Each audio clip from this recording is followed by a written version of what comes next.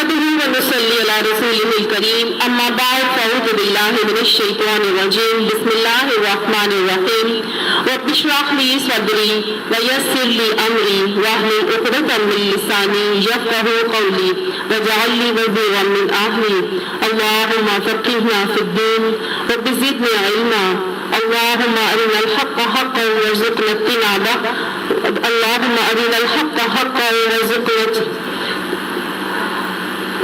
اتباعه وارنا الباطل باطلا وارزقنا اجتنابه آمین ثم آمین۔ اب دیکھیے شیطان کیسے الفاظ کی الٹ پھیر منہ سے کرواتا ہے اور ہمیں بہت سوچ کر اپنے الفاظ منہ سے نکالنے چاہیے۔ اب آپ میں دیکھیے میں دعا کیا مانگ رہی تھی، اللہم ارنا الحق حقا وارزقنا اتباعہ، اور ہمیں توفیق دے کس کی؟ اتباع کی۔ اور شیطان میں سے کیا نکال رہا تھا؟ ہمیں حق دکھا کر وارزقنا اجتنابا، ہمیں اس حق سے اجتناب کی توفیق دے۔ استغفر اللہ۔ تو یہ بہت سوچ کے آپ کو منہ سے دعاؤں کو بھی نکالنا ہوتا ہے۔ 2 دفعہ میرے ساتھ ایسے ہوا کہ شیطان نے یہ غلط الٹ پلٹ الفاظ میں سے نکالنے، اللہ ہمیں معاف فرمائے اور ہمیں جو ہے سوچ کر دعائیں مانگنے کی توفیق نصیب فرمائے۔ سوچ رہے ہوتے ہیں تو میرا خیال ہے فوراً رک بھی جاتے ہیں اور پکڑ بھی لیتے ہیں کہ کیا غلط منہ سے نکل آیا۔ تو بہرحال چلے اپنا آج کا سبق شروع کرتے ہیں۔ اللہ ہمیں حق بھی دکھائے اور اس کی اتباع کی توفیق بھی دے، اور باطل کو باطل کر کے دکھائے اور اس کے اجتناب کی توفیق نصیب فرمائے۔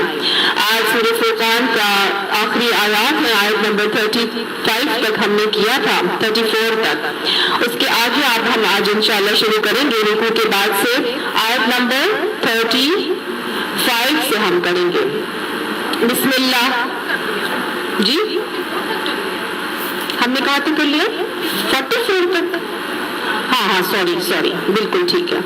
ہم نے آیت نمبر 42 43 44 تک ہم نے، ہاں جی اس رکوع تک ہم نے کر لیا تھا۔ آیت نمبر 44 تک ہم نے پچھلی کلاس میں کیا تھا، آج آیت نمبر 45 سے شروع کریں گے۔ بسم اللہ الرحمن الرحیم۔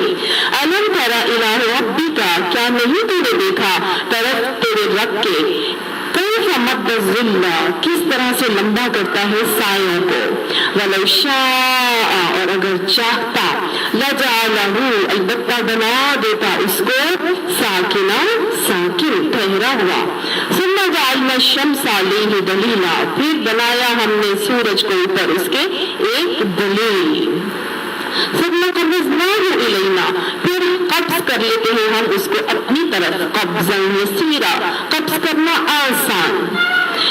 وَهُوَ الَّذِي جَعَلَ لَكُمُ اللَّيْلَ لِبَاسًا، اور وہ ذات ہے جس نے بنایا واسطے تمہارے رات کو ایک لباس، ڈھانپ لینے والا، وَالنَّوْمَ سُبَاتًا، اور نیند کو سکون راحت، وَجَعَلَ النَّهَارَ نُشُورًا، اور بنایا دن کو جی اٹھنے والا، وَهُوَ الَّذِي أَرْسَلَ الرِّيَاحَ، اور وہ ذات ہے جس نے بھیجا ہوائیں کو، کیا بنا کر، بُشْرًا بَيْنَ يَدَيْ رَحْمَتِهِ، بشارت دینے والا اس کی رحمت کے آگے آگے، وَأَنزَلْنَا مِنَ السَّمَاءِ مَاءً طَهُورًا، اور نازل کیا ہم نے آسمان سے پانی پاکیزہ۔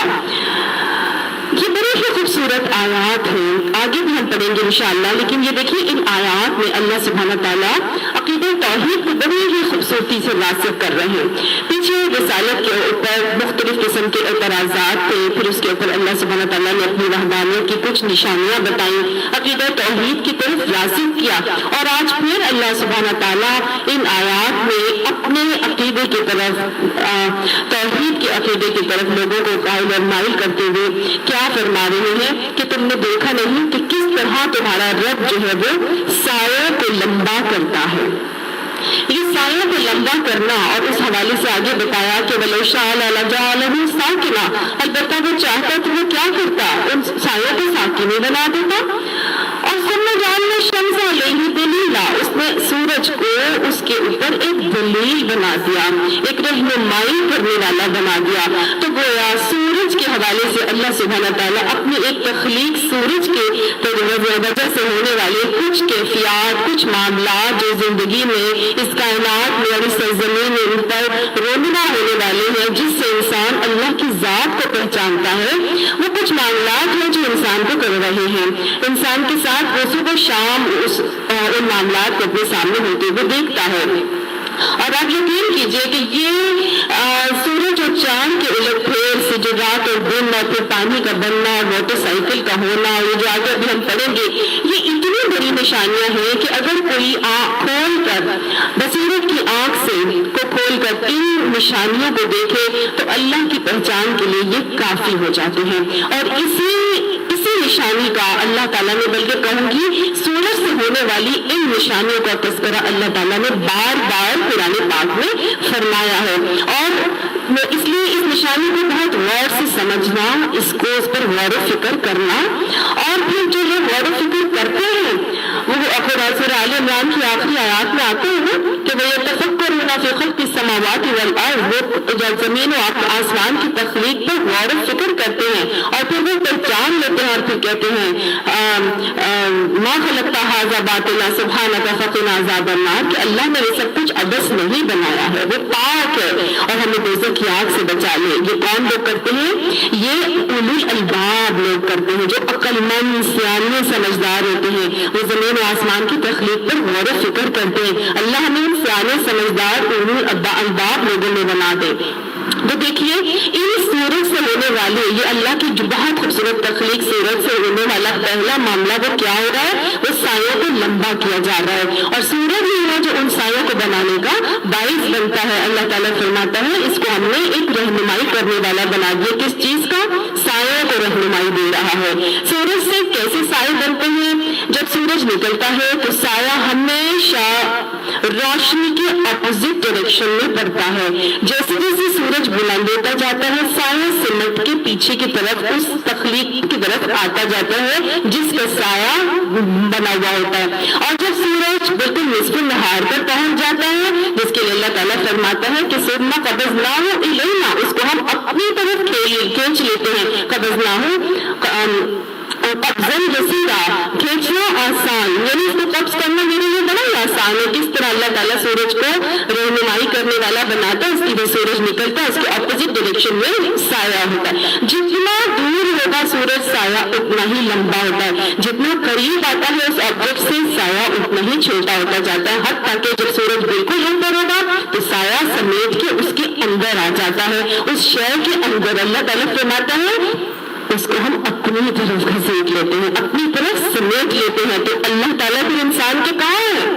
ہمارے اندر ہے، ہمارے دل کے اندر ہے۔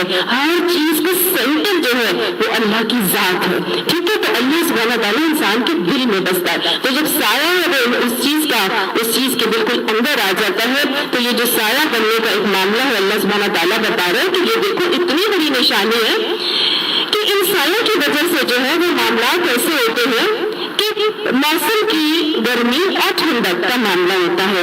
جتنی زیادہ گرمی تیز ہوتی ہے اتنا ہی زیادہ سایہ ہلکا ہوتا ہے۔ اگر اللہ تعالیٰ نے سائے نہ بنائے ہوتے تو پھر کیا ہوتا؟ تو ایک اتنی گرمی رہتی، اور پھر ایک دم جب سورج ختم ہوتا تو پھر کیا ہوتا؟ اتنی ٹھنڈک ہو جاتی کہ انسان کے باڈی ٹیمپریچر کو ایکوائر کرنا یا اڈاپٹ کرنا بڑا مشکل ہو جاتا۔ تو ان سایوں کے ہونے کی وجہ سے انسان کے باڈی ٹیمپریچر میں بھی بڑی چینجز آتی ہیں، اور اس کے لیے سروائیول بہت آسان ہو جاتا ہے۔ تو ایک بڑی خوبصورت تخلیق ہے اللہ کے سایوں کا پیدا کرنا سورج کی وجہ سے۔ اللہ سبحانہ تعالیٰ آگے فرماتا ہے وَهُوَ الَّذِي جَعَلَ لَكُمُ اللَّيْلَ لِبَاسًا، اور پھر دیکھو جب یہ سائے ختم ہو جاتے ہیں، جب سورج ڈھل جاتا ہے، جب دن غروب ہو جاتا ہے، تو پھر کیا ہوتی ہے؟ رات آ جاتی ہے، اور رات کو میں نے کیا بنا دیا؟ لباسا، تمہارے لیے ڈھانپ لینے والی چیز بنا دیا۔ یہ لباس کہتے ہیں ڈھانپ لینے والی چیز کو۔ اور آپ دیکھیے کہ جب رات آتی ہے تو کیا ہوتا ہے؟ ہر چیز کو وہ ڈھانپ لیتی ہے، ہر طرف اندھیرا آ جاتا ہے، ہر چیز چھپ جاتی ہے، جیسے ڈھانپ گئی ہو۔ تو بالکل رات کو اسی لیے کہا گیا کہ وہ میں نے ڈھانپ لینے والی بنائی ہے۔ تو پھر مجھے اور آپ کو رات کو کیا کرنا چاہیے؟ کھلے عام پھرنا چاہیے یا اپنے آپ کو ڈھانپ لینا چاہیے؟ جب اللہ تعالیٰ نے رات کو ڈھانپ لینے والا بنایا, جب سارے کے سارے چرند پرند جا کے اپنے اپنے ٹھکانے میں اپنے آپ کو ڈھانپ لیتے ہیں, تو پھر مجھے اور آپ کو کیا کرنا ہے؟ مجھے اور آپ کو بھی گھروں میں اپنے آپ کو ڈھانپ لینا ہے, بند کرنا ہے. آپ صلی اللہ علیہ وسلم نے فرمایا تھا کہ جب مغرب ہوتی ہے تو پھر اس کے بعد کیا ہے؟ اپنے بچوں کو گھروں سے نہ نکالو, اپنے اس وقت اس کے بعد شیطان کے نکلنے کا ٹائم ہوتا ہے. تو اسی طرح سے سایہ بھی اللہ کے حضور جب جھکتا ہے, جب لمبا ہوتا ہے یا چھوٹا ہوتا ہے, تو اللہ کی اطاعت گزاری اور فرما برداری کا اظہار کر رہا ہوتا ہے. اور جب رات ڈھانپنے والی آتی ہے تو مومن بھی اپنے آپ کو گھر میں جو ہے وہ لے کر آتا ہے اور اللہ کی فرما برداری کا معاملہ کر رہا ہوتا ہے. پھر اللہ فرماتا ہے کہ وہ نوموں سے بات اور نیند بنائی ہم نے تمہارے لیے سکون راحت. اللہ تعالیٰ نے نیند کو ہمارے لیے راحت والا بنا دیا, سکون حاصل کرنے والا بنا دیا. نیند اللہ کی بہت بڑی نعمت ہے. آپ نیند, ویسے نیند کو آپ صلی اللہ علیہ وسلم نے فرمایا نیند موت کی بہن ہے. موت کی بہن کیسے ہے؟ کیونکہ نیند میں انسان کی روح قبض کر لی جاتی ہے. 2 روحیں ہوتی ہیں جن میں سے ایک روح کو نیند میں قبض کر لیا جاتا ہے, اور جب انسان اٹھتا ہے تو اسی روح کو واپس پلٹا دیا جاتا ہے. جبکہ موت میں کیا ہوتا ہے؟ ان دونوں روحوں کو قبض کر لیا جاتا ہے اور پھر پلٹایا نہیں جاتا. تو نیند موت کی بہن کیا ہے؟ تو اس میں کیا ہوتا ہے؟ سکون راحت. اس میں ایک روح اللہ تعالیٰ ہماری دنیا میں آج جو دی ہوئی ہے ان میں سے ایک روح اپنے پاس کھینچ لیتا ہے اور پھر ہمارے لیے ایک سکون کا معاملہ ہو جاتا ہے. اور یہ سکون کا معاملہ, راحت والی نیند کا معاملہ کب ہوتا ہے؟ دن میں یا رات میں؟ رات میں. اور یہ رات میں جو ہوتا ہے, آپ دیکھیے بڑی بڑی نشانیاں ہیں اللہ تعالیٰ کی ایک ایک لفظ میں جو اس نے قرآن پاک میں میرے آپ کے لیے رکھ دیا. نیند میرے اور آپ کے لیے سکون اور راحت والی کیسے بنتی ہے؟ دن بھر میں جب مومن اپنا کام کاج میں اپنے آپ کو کھپاتا ہے, تھکاتا ہے, تو کیا ہوتا ہے؟ ہمارے جسم کے اندر ویئر اینڈ ٹیئر کا معاملہ ہو جاتا ہے. مختلف باڈی کے جو آپ کے لیے جو سسٹم آرگنز جو ہیں ہمارے, اس میں ویئر اینڈ ٹیئر ہو جاتی ہے. اس کے اندر توڑ پھوڑ میں آپ کو آسان انداز میں کہوں گی, جس کی وجہ سے ہم تھکاوٹ محسوس کرتے ہیں نا. جس دن زیادہ کام کرتے اس دن زیادہ تھک جاتے. کیوں؟ اس دن ویئر اینڈ ٹیئر زیادہ ہو جاتی ہے. پھر باڈی اس دن زیادہ سوتی ہے. کیوں سوتی ہے؟ کیونکہ وہ اپنے آپ کو دوبارہ ریفریش کرنا چاہتی ہے. تو یہ اللہ کا ایسا نظام ہے نیند کا کہ جب باڈی تھک جاتی ہے دن بھر کا کام کر کے, تو اللہ تعالیٰ رات کے وقت اس کو سلا دیتا ہے. اور آپ دیکھیے سائنٹیفک ریسرچ ہمیں بتاتی ہے, میڈیکل سائنس سے پتہ چلتا ہے کہ ہماری باڈی کے اندر ایک ہارمون ہے میلاٹونن. یہ تقریباً رات کے 9 بجے 21 آورز جب ہوتے ہیں, رات کے 9 بجتے ہیں, تو ہماری باڈی میں سے میلاٹونن ہارمون جو ہے نا وہ سیکریٹ ہونا شروع ہو جاتا ہے اور وہ کہتا ہے کہ اب تم سو جاؤ. وہ نیند کی سینٹرز کو اسٹیمولیٹ کرنا شروع ہو جاتا ہے اور انسان 10 بجے تک آرام سے سو جاتا ہے. ٹھیک ہے.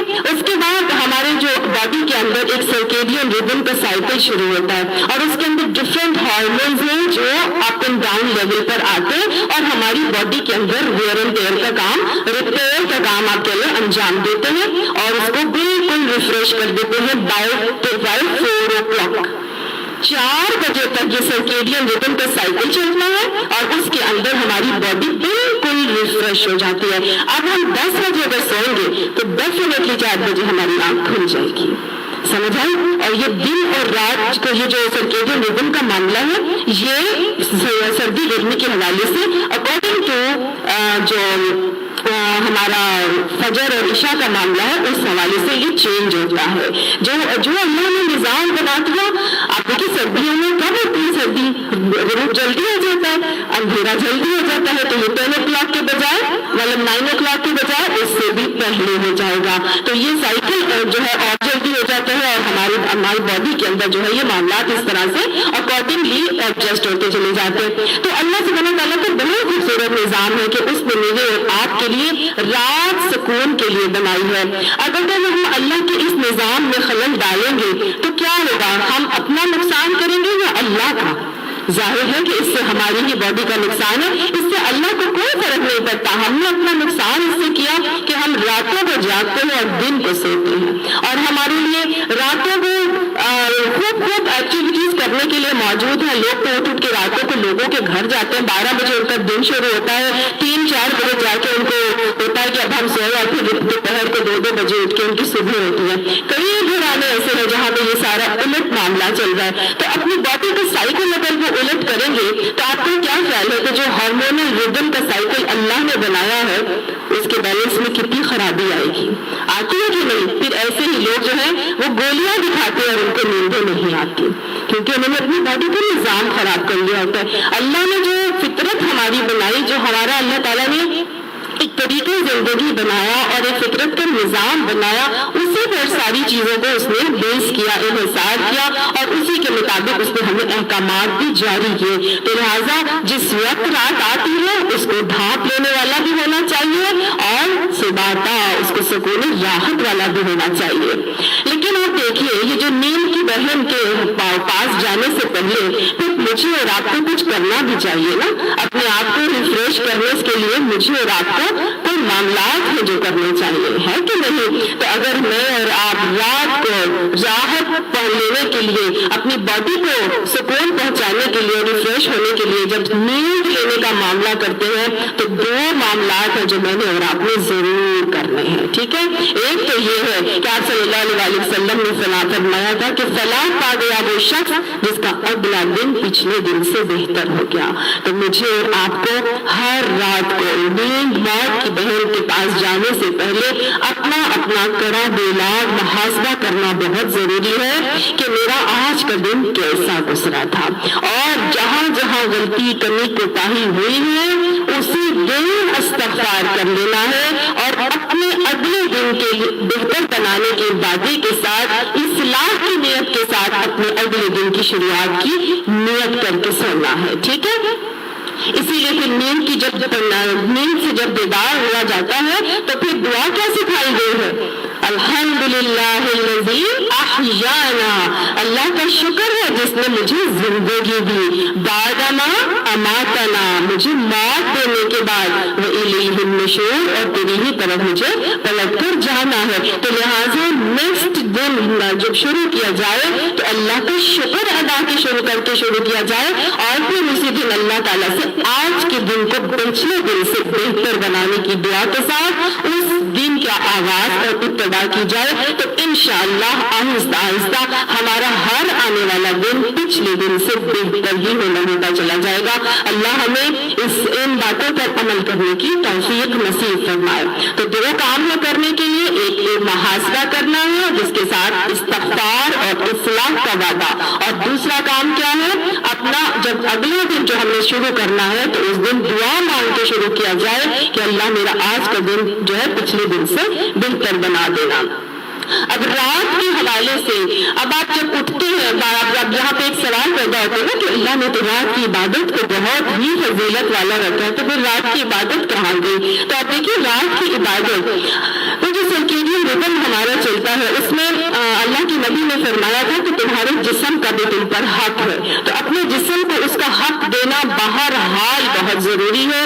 जो मोमिन नियत करके सोता है कि अल्लाह मुझे सुबह उठा देना, तहज्जुद के लिए अल्लाह उसको उठा देता है, और आप यकीन करें फिर इंसान की आदत ऐसी बनती चली जाती है कि वो जल्दी सोना शुरू हो जाता है, और सुबह जब वो उठता है तहज्जुद के वक्त तो वो बिल्कुल फ्रेश होकर अपना पूरा का पूरा मामला भी कर लेता है।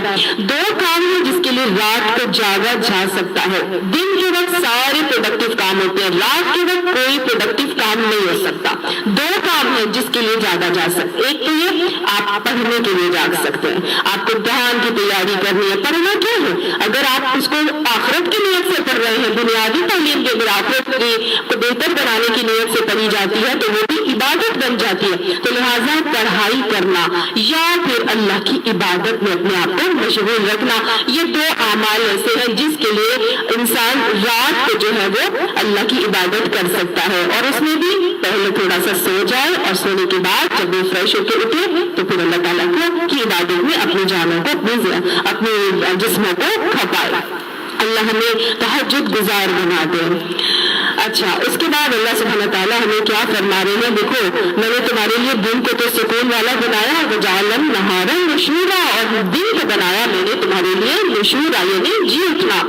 मतलब ऐसा वक्त बना दिया अल्लाह ताला ने जिसमें तमाम चीजें जी उठती हैं, जिंदगी का पहिया चल करता है और हर चीज जो है साकिन और जामिद जो रात को थी वो सब सुबह के वक्त दिन की रोशनी से मुतहर्रिक हो जाती है। तो ये जी उठने वाला तमाम तादमीरी, तमाम काम, प्रोडक्टिव जितने भी काम है, कभी सड़कें आपने नहीं देखा होगा कि वो जितनी भी चीजें हैं मतलब वो कैसे होती हैं, वो आप दिन के वक्त करते हैं, एक्टिवली करते हैं, सुबह के वक्त जितना काम करते हैं अल्लाह ताला सुबह के वक्त को बाकायदा तौर पर कुव्वत तकसीम करता है और अल्लाह ताला अपनी रहमत तकसीम करता है। तो लिहाजा सुबह के वक्त में बड़ी बरकत है।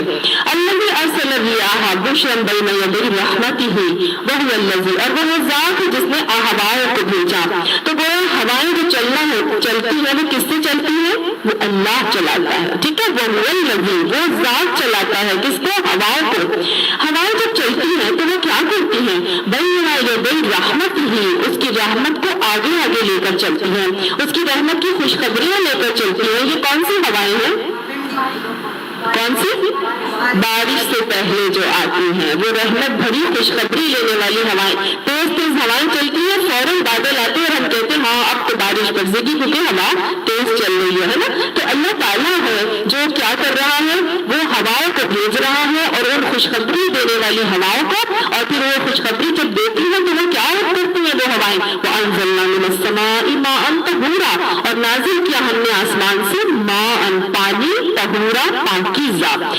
ये हवाएं खुशखबरी लेने वाली, देने वाली, वो क्या करती है? ऊपर से बारिश का पानी बरसाती है। माअन तहूरा इसको कहा गया है, ये पाकीज़ा पानी है। क्यों पाकीज़ा है?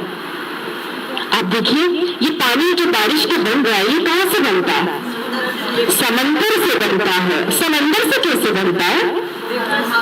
सूरज की जितनी गर्मी होती है वो अपनी गर्मी से ये जो पानी होता है समंदर का उसको इवेपोरेट करती है। ये वेपर्स बन के बिल्कुल क्लियर होकर ये ऊपर जाते हैं, उधर ठंडक की वजह से ये कंडेंस हो जाते हैं। ये जब कंडेंस होते हैं तो ये कितना प्योर और क्लियर वाटर होता है और ये बिल्कुल पाकीज़ा होता है और इसमें हर किस्म की आलाइशों से ये पाक होता है। तो इस पाकीज़ा पानी के अंदर बड़ी खुसूसियत है। अल्लाह ने इसको माअन तहूरा कहा है। ये पाकीज़ा पानी खास तौर से जादू के तेल के लिए भी लोग इस्तेमाल करते हैं और यही पाकीज़ा पानी जो है ये मुर्दा पड़ी हुई जमीन को भी जो है जिंदगी बख्शने के काम आता है। क्या अल्लाह फरमा रहे हैं लिनफ़्जिया, ये पानी जब मैंने बरसाया, क्यों बरसाया? ताकि मैं जिंदगी बरसात इसके बलदतन मैतन, उन शहरों को जो मुर्दा पड़े हुए हों, वनुस्क़ियहु मिम्मा खलक़ना अनआमन, और हम पिलाते हैं इसको उसमें से जो बनाए हमने, पैदा किए हमने, मवेशी वना अनासी या कसीरा, और इंसान बहुत सारे। यानी जो पानी हम बेचते हैं नीचे नाजिल करते हैं माअन तहूरा, इससे हम मुर्दा जमीनों को पानी पिलाते हैं और न सिर्फ मुर्दा जमीनों को पानी पिलाते हैं बल्कि बहुत से मवेशी और बहुत से इंसान भी इस पानी को पीते हैं। ठीक है। और अलबत्ता यकीनन फिर कर बयान करते हैं हम इसको आपके दरमियान ताकि सब नसीहत हासिल करें। फअबा अक्सरुन्नासी इल्ला कफूरा, बस इनकार करते हैं अक्सर लोग और कुफरी कर जाते हैं। आप देखिए यहाँ अल्लाह सुब्हानहू तआला ने 3 चीजों का जिक्र किया और 3 चीजें तीनों किस चीज से लिंक है? सूरज के साथ। सूरज के साथ यानी एक सूरज है जो चमक रहा है और वो साए बना रहा है। वही सूरज जो है वो दिन और रात की कैफियत आसमानों पर ला रहा है जिससे जिंदगी का कायनात का जो पहिया है वो मुतहर्रिक होता है, ये जामिद होता है, साकिन होता है। और तीसरा मामला वो क्या करता है? इस वाटर साइकिल के जरिए इस पूरे जमीन और आसमान के निजाम को मजबूत कर देता है। ये कौन कर रहा है? ये सिर्फ अल्लाह सुब्हानहू तआला। ये एक जात और एक हस्ती है जो ये सारे के सारे मामलात को संभाल रही है। उसी के जरिए से साए भी बनते हैं, अल्लाह के हुजूर सिजदारेज होते हैं, उसी के जरिए से दिन और रात सूरज गुरूब भी होता है और सूरज तुलू भी होता है। जब वो गुरूब होता है तो क्या हदीस बताती है? तो अल्लाह के अर्श के नीचे जाके सिजदा करता है। तो वो सूरज भी अल्लाह अल्लाह के हजूर सजदा रेज होता है, सारे भी सजदा रेज हो रहे हैं, ये पानी भी ऊपर से नीचे आ रहा है और सारे के सारे मामलात कर रहा है। तो लिहाजा ए हजरत इंसान तुम क्या करो, तुम भी अल्लाह सुब्हानहू तआला के फर्मा बरदार हो जाओ, उसी को अपना मुता, उसी को अपना इलाह तस्वुर करके अपने पिछले दिन को अगले दिन, पिछले दिन से अगले दिन को बेहतर बनाने के मामलात कर लो। मैंने और आपने रोजाना सोने से पहले अपनी सोचना है कि मेरा कल जो गुजरा हुआ था क्या वो आज से बेहतर है या मेरा आज पिछले कल से बेहतर है। मैंने और आपने देखना, अगर आज मेरा बेहतर है तो अल्हम्दुलिल्लाह जम जाइए, अल्लाह से साबित करने की भी दुआएं कीजिए, और अगर बेहतर नहीं है तो अल्लाह ताला से तौफीक मांगे कि मैंने अगले दिन को अब पिछले दिन से बेहतर बनाना है। अब ये तीन ताल्लुकात जब यहाँ पे हैं तो कितनी खूबसूरत अल्लाह सुब्हानहू तआला की बोलती हुई ये निशानियां हैं। किस तरह से अल्लाह फरमाते हैं बादल उड़ते हैं, तो बादल जो उड़ते हैं और जो समंदर से भाप बन के उड़ते हैं, तो ये किसके हुक्म से उड़ रहे हैं? अल्लाह के हुक्म से। ना बादल अपनी मर्जी से चलते हैं, ना हवाएं अपनी मर्जी से चलती हैं, ना बादल अपनी मर्जी से बनते हैं, ना बादल अपनी मर्जी से दूसरी जगह पर जाते हैं और बरसते हैं, और ना ही बादल अपनी मर्जी से कहीं बरसने का मामला कर सकते हैं। जब हर चीज अल्लाह की फरमाबरदार है, अल्लाह की अताअत गुजार है, और मुर्दा पड़ी हुई जमीनों पर बरस के वो क्या कर रहा है? जिंदगी का देने का, पानी पिलाने का मामला कर रहा है। तो फिर मैंने और आपने क्या करना है? इन कुरान की आयात को लेके उठना है, बदलियां बादल बनना है, अल्लाह के हुक्म से चलना है, अल्लाह के अहकामात को लेकर उठना है, बुलंद हो जाना है। किससे बुलंद होना है? फिरका वारियत मसलक परस्ती से बुलंद होकर कुरान की आयात को लेके उठना है, अल्लाह के हुक्म से सारे मामलात करना है, अपनी जगह से दूसरी जगह भी जाना है। ये भी अल्लाह ही के हुक्म पर होता है, अल्लाह ही बताता है अब फलां जगह जाओ और जाके और ये अपना दीन फैलाने का काम करो। नियत तो करके देखो, असल काम मैंने और आपने क्या करना? नियत करनी है। वो हवाओं की नियत होती है अल्लाह का हुक्म मानने की, अल्लाह उनको कहता है इस रुख पे चल, वो उस रुख पे चलती है। वो बदलियां अपनी तरफ से बनना शुरू होती है, बुखारात ऊपर होने की बात अल्लाह उनको कहता है इस जगह जाके जमा हो जाओ, कोई इस बादल में जमा होती है, कोई उस बादल में जमा होती है। ये अल्लाह उसने कहा मैं तो बन गई बुखारात, अब बना दो जो मुझे बनाना है।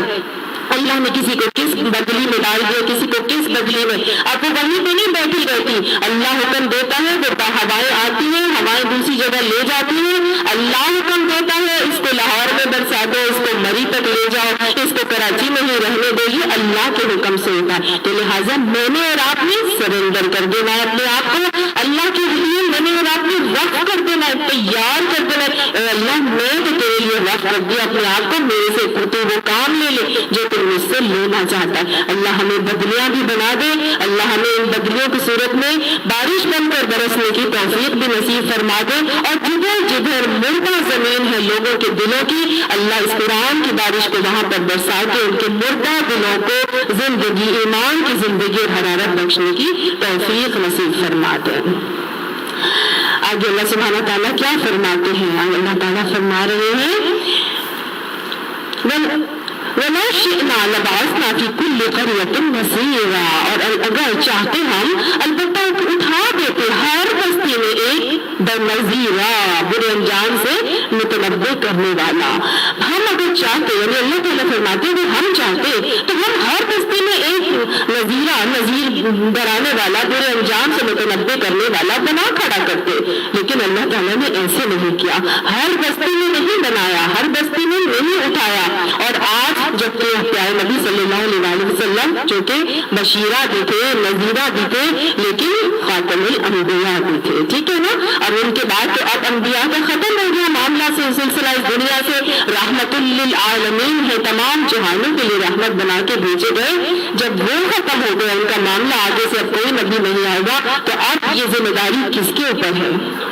उम्मत मोहम्मद सल्लल्लाहु अलैहि वसल्लम के ऊपर, मुझ पर और आपके ऊपर, कुंतुम खैरा उम्मतिन के ऊपर ये जिम्मेदारी अल्लाह ताला ने डाल दी है। अल्लाह फरमाते हैं मैं चाहता तो मैं हर बस्ती से उठा देता, लेकिन मैं नहीं उठाता। अब तुम क्या करो? फला तुतिअल काफिरीन, काफिरों की अताअत ना करना, वजाहिदहुम बिही जिहादन कबीरा। और इन काफिरों के साथ इस कुरान को लेकर भी क्या है, इस कुरान से, इस कुरान को लेकर इन काफिरों की इताअत न करो, बल्कि इस कुरान को लेकर इनकी आयात के साथ, इनके अहकामात के साथ, इनकी बातों के साथ, अल्लाह की निशानी और मोजज़ात के साथ लेकर इन कुफ्फार से जिहादन कबीरा करो। गोया मेरे और आपके ऊपर, कुंतुम खैरा उम्मतिन के ऊपर, पीछे हमने पढ़ा था कि जिनको अल्लाह ताला कुरान की तालीम के लिए चुन लेता है, उनको अल किताब का, और जिनको अल्लाह ताला चुन लेता है, बेसिकली अपने चुने हुए बंदों को, पिछली क्लास में पढ़ा था ना, वो लक़द आतैना मूसा अल किताब, हमने मूसा जो चुने हुए बंदों में से था उसको क्या दिया था, अल किताब। तो हमने वहां से उसूल निकाला था कि अल्लाह जिनको चुन लेता है उनको इस कुरान का इल्म अता कर देता है। तो अल्हम्दुलिल्लाह, सुम्मा अल्हम्दुलिल्लाह, सब अल्लाह ताला के चुने हुए लोग हैं जिनको ला के चुन के अल्लाह ने यहाँ पर कुरान की तालीम के सीखने के लिए ला के यहाँ पर बिठा दिया है। तो अल्हम्दुलिल्लाह, अल्लाह का शुक्र अदा किया करें, दिल में खास तौर से अल्लाह का शुक्र अदा करके अब अल्लाह के इस हुक्म को सुन लीजिए कि अल्लाह चाहते तो हर जगह उठा खड़ा करते, लेकिन उसने नहीं उठा खड़ा किया। अब ये मेरा और आपका रवैया है कि मैं उस अंबिया के नाइब का बनने का काम अंजाम देती हूँ या नहीं देती। अल्हम्दुलिल्लाह, सुम्मा अल्हम्दुलिल्लाह, इस अल किताब का इल्म अल्लाह मुझे आपको दे रहा है। इस्तफ़ैनाहु वाला मामला मेरे और आपके साथ भी है कि अल्लाह ने मुझे और आपको भी इसके लिए चुन लिया है। तो अब क्या करना है, फला तुतिअल काफिरीन। पहला मामला ये कि काफिरों की इताअत नहीं करनी। दूसरा मामला क्या, जाहिदहुम, जिहाद करो इन काफिरों के साथ इस कुरान की आयत को लेकर, जिहादन कबीरा। ये वो जिहाद है जो सबसे बड़ा जिहाद, ये सबसे बड़ा जिहाद है। जिहाद कुरान की आयत के साथ में कि जिहादन कबीरा करने से दो मानी और मफाहिम निकलते। पहला मफहूम तो ये निकलता है कि जो कुरान के वज़ा करदा तरीके के मुताबिक जिहाद और कताल का मामला है, वैसे जिहाद और कताल करो और अल्लाह की हाकिमियत को पूरी दुनिया पर नाफिज करो। जो मकसद, जो तरीका, जैसे हमने पढ़ा था हत्ता तक ला तकून फितनतुन व यकून अद-दीन लिल्लाह, कि फितना बाकी ना रहे और दीन अल्लाह के लिए हो जाए। उसके लिए तमाम चीजें हम पीछे पढ़ कर आए, क्या मकसद होना चाहिए और कैसे करना है, उनको काटना, दरख्तों को नहीं काटना, माँ बदखानों को मिसमार नहीं करना, औरतों को गुलाम बच्चों को ना बनाना, सारी चीजें जब तक उनकी तरफ से पहल ना हो तुम पहल नहीं करना। तो ये सारे मामला जो कुरान के वज़ा करदा तरीके के मुताबिक है वो ही एक्वायर करने हैं। दूसरा ये है कि इल्मी जिहाद करो, इस कुरान की आयत को लेकर निकलो और सारी दुनिया पर फैल जाओ, ताकि कुरान की किसी आयत से टेररिज्म का कॉन्सेप्ट नहीं निकलता, बल्कि साफ कहा जा रहा है इसके साथ इल्मी जिहाद करो। इसकी आयत को ऐसा लेके उठो कि इस जहाँ जहाँ भी तुम्हें पता है कि फोर फ्रंट्स पर मुश्रिकीन, काफिरीन, फासिकीन बैठे हैं दीन को नुकसान पहुंचाने के लिए, वहाँ वहाँ अपने अपने लेवल पर जाके इनके साथ जिहादन कबीरा का मामला करो। और ये इल्मी जिहाद जो कुरान के आयात किस तरीके से होगा या कुरान के को लेकर उठ के दुनिया में इसके इंदिफाज और इसकी तबलीग के मामले का काम होगा, ये सबसे बड़ा जिहाद है जिसके लिए मुझे और आपको तैयार किया जा रहा है। वही मरजल बहरैन, और वो ज़ात है मिला दिए जिसने दो दरिया। मरजा कहते हैं ऐसे मिलाना कि मिले भी हो और अलग अलग भी हो। गोया दो धागे हैं जो मैं ऊपर से सिरा पकड़ लेती हूँ और उनको मैंने ऐसे मिला दिया कि उनको एक बायसा दे दिया, या उनको ऊपर से नीचे पकड़ के ऐसा मिला दिया कि एक रेड धागा है एक वाइट धागा है, और दोनों देखने में तो एक ही लग रहा है लेकिन वो है अलग अलग, ऊपर से नीचे तक अलग अलग है। ठीक है, तो मरजा ऐसे कहा जाता है। अब अल्लाह ताला ने दो किसको मरजा किया, अल बहरैन, दो समंदरों को। अल्लाह की जात वो हस्ती है जिसने दो समंदरों को आपस में ऐसा मिला दिया कि मिले भी एक लग रहे होते हैं लेकिन है भी नहीं, वो है भी अलग अलग। इससे क्या मुराद है आगे बताया, हाज़ा बिन फुरात, एक ये है लजीज और शीरी, हाज़ा मिल्हुल उजाज, और ये है खारा और सख्त कड़वा। यानी दो ऐसे पानी के जखीरे हैं जिनमें से एक मीठा लजीज और शीरी है और दूसरा जो है सख्त खारी है और कड़वा है। ये पानी के दो जखीरे ये कहाँ पाए जाते हैं जो बहुत मीठा भी है और फिर एक कड़वा और खारी भी है? ये एक दरिया और एक समंदर का मिलाप। वेरी गुड, इसको इस्चुअरी भी कहते हैं। जहां तो दरिया समंदर में जाके गिरता है उस जगह को इस्चुअरी कहते हैं। और वहां पर एक कुछ मामला ऐसे होता है कि दरिया जब समंदर में गिरता है तो उसूलन तो पानी को उसके साथ ब्लेंड हो के मिक्स हो जाना चाहिए। और होता यह है, साइंस बताती है कि जब दरिया समंदर में गिरता है तो समंदर ये है, दरिया जैसे यूं गिर रहा है तो वहां पे एक वी की शेप बन जाती है। ठीक है, वो वी की एक ऐसी शेप बनती है कि दरिया का पानी मटियाला, गदला, मैला होता है और जो समंदर का पानी है वो बिल्कुल क्लियर और ट्रांसपेरेंट होता है। दरिया का पानी मीठा होता है, उसकी मछली भी मीठी और उसकी भी डिफरेंट होती है। जो समंदर का पानी है वो खारा और कड़वा होता है और उसकी मछली भी अलग होती है। ये जब आप ऊपर से देखें, प्लेन से गुजरे, हेलीकॉप्टर पे देखें तो आपको नीचे बाकायदा एक वी नुमा नजर आएगा। वो बाकायदा पूरी लाइन उसके साथ बनी हुई होती है जो कि उसको डिफरेंशिएट कर रही होती है। एक तो वो जगह है। दूसरी जो है जी वो दो मिलते हैं, एक तो जो है गदला पानी जी नीलम जेहलम भी ऐसा ही। ठीक है ना, नीलम जेहलम भी जब मिलते हैं तो वो भी ब्राउन और एक बिल्कुल ब्लू है। तो ये दोनों ये तो दोनों दरिया हैं, हालांकि ये दोनों दरिया हैं। तो दरिया भी इसका मतलब है डिफरेंट कलर्स के हो सकते हैं। मैं तो एक तो वो चूंकि उन्होंने बताया कि दरिया और समंदर का, इसलिए मैंने आपको उसकी मिसाल दी। एक ही नीलम जेहलम की बात की, अब की दरिया की बात की। ठीक है, एक और चीज है कि समंदर के अंदर ही मुख्तलिफ जगह है जहाँ पर हॉट वाटर स्प्रिंग्स जो है वो निकलते हैं। तो समंदर का पानी जहाँ खारा होता है वहां जब हॉट वाटर स्प्रिंग्स निकलते हैं तो वहां पे वो पानी स्प्रिंग चश्मे का तो मीठा ही होता है ना। तो एक लेयर और एक वेव जो है वो ठंडे पानी की और मीठे पानी की और एक जो है वो खारे पानी की, और ये इसी तरह चलती है। फिर इसके अलावा एक और भी होता है कि इसको हॉट वाटर और कोल्ड वाटर करंट्स भी कहा जाता है। एक और चीज है कि वो समंदर में नीचे का जो लेयर है जहाँ स्प्रिंग्स है वहां पर वो पानी जो है वो उसकी कॉन्स्टिट्यूशन बिल्कुल डिफरेंट होती है, वो मीठा होता है। और ऊपर समंदर का पानी जो है वो खारा और कड़वा होता है। उसकी मछलियां अलग, उसके जानवर आबी हयात अलग, उसकी अलग। तो ये डिफरेंट जगहों पर है। कुछ तो ऐसे होते हैं जो बाकायदा टॉपिक चलते रहते, सीधा ही सीधा चलते रहते हैं। तो ये अल्लाह के बड़े खूबसूरत मौजूद करिश्मे हैं जो मुख्तलिफ जगहों पर मुख्तलिफ तरीके के हमें नजर आते हैं। ये क्यों होता है? अल्लाह ताला ने हमें एक और जगह भी फरमाता है, यहाँ भी फरमाया वजाला बैनहुमा बरज़खन व हिजरन महजूरा, और हमने उनके दरमियान बरज़ख बना दी। ऐसे एक ऐसा पर्दा है, अच्छी तरह डाला हुआ पर्दा। बरज़ख, एक बरज़ख अल्लाह ताला ने बना दिया उन दोनों के दरमियान जो हमें नजर नहीं आती। हमें वो आड़, वो हमें रुकावट नजर नहीं आती। कभी कभी तो नजर आती है कि वो दरमियान में एक हल्की सी झाग सी होती है। आप एरोप्लेन से जब ट्रैवल करें तो आपको छोटी सी झाग सी नजर आती है उन दोनों के दरमियान, लेकिन कभी कभी वो भी नजर नहीं आती। तो ये क्या है?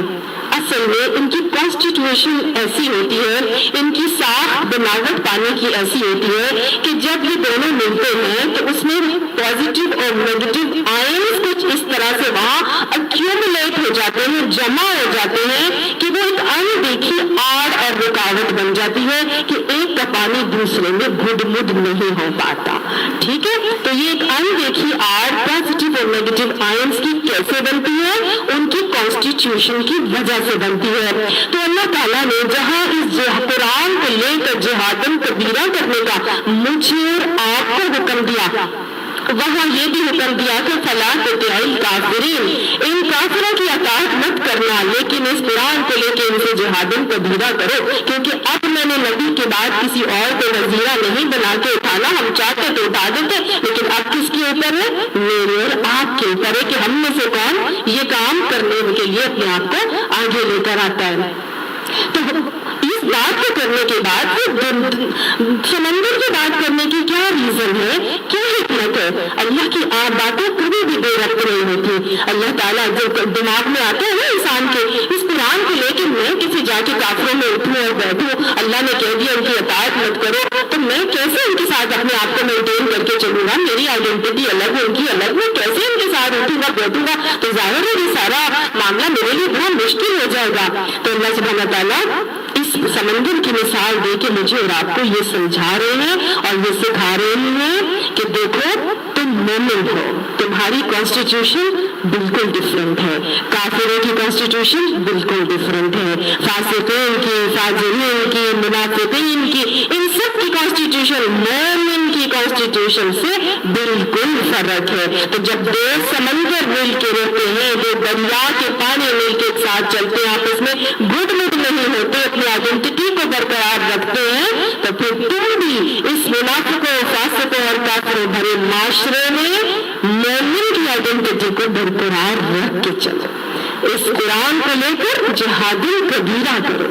जब कुरान को पढ़ेंगे, अल्लाह को मान के अल्लाह की मानेंगे, तो मोमिन की कॉन्स्टिट्यूशन टोटली डिफरेंट हो जाएगी, उसके सोच की धारे अलग हो जाते, उसके अकायद, उसके ईमान, उसके मामलात, उसके इखलाक, उसकी हर चीज जो है दूसरे शख्स से अलग हो जाती है। तो यहाँ पे बताया जा रहा है तुम अपने नफ्स की अताअतें मत करना, तुम काफिरों की अताअतें मत करके चलना, तुम अपने ख्वाहिशात नफ्स को अपना खुदा बना के मत चलना, बल्कि तुम अल्लाह को वाहिद मान के उसकी अताअत गुज़ार बंदे बनकर जब तुम मोमिन बन जाओगे तो तुम्हारी आइडेंटिटी बिल्कुल फर्क हो जाएगी। अब इस कुरान को लेकर उठना और अपनी आइडेंटिटी को वैसे ही बरकरार रखना जैसे दो समंदर और दो दरिया के पानी आपस में गुडमुड नहीं होते, तो तुम भी आपस में गुडमुड मत होना।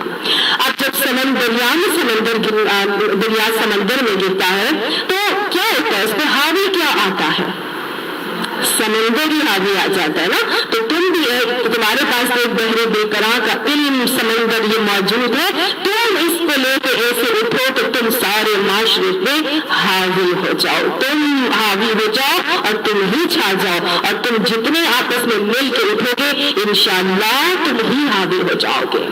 फिर उसके बाद एक और रसूल अगला मुझे और आपको ये मिलता है कि देखिए किस तरह से एक तरफ से दूसरे किनारे तक सफीने जाते हैं, एक समंदर के किनारे से दूसरे किनारे तक कश्तियां सफीने ट्रैवल करती है ना, और पूरे पूरे पार लगाते हैं, अपने अपने मामलात करते हैं सारे का सारा। तो तुम क्या करो, तुम भी अपने जिंदगियों के सफीनों को पार लगाने की कोशिश करो, तुम गुडमुड मत हो, तुम छोटे छोटे जो फरोई मसाइल हैं, जो इख्तिलाफात है फिक़ही मसाइल के, इनको इम्पोर्टेंस मत दो, तुम असल दीन के अहकामात को लेकर पकड़ो और अपनी जिंदगियों के, लोगों की जिंदगियों के सफीनों को एक तरफ से दूसरी तरफ किनारे और पार लगाने की कोशिश करवाओ।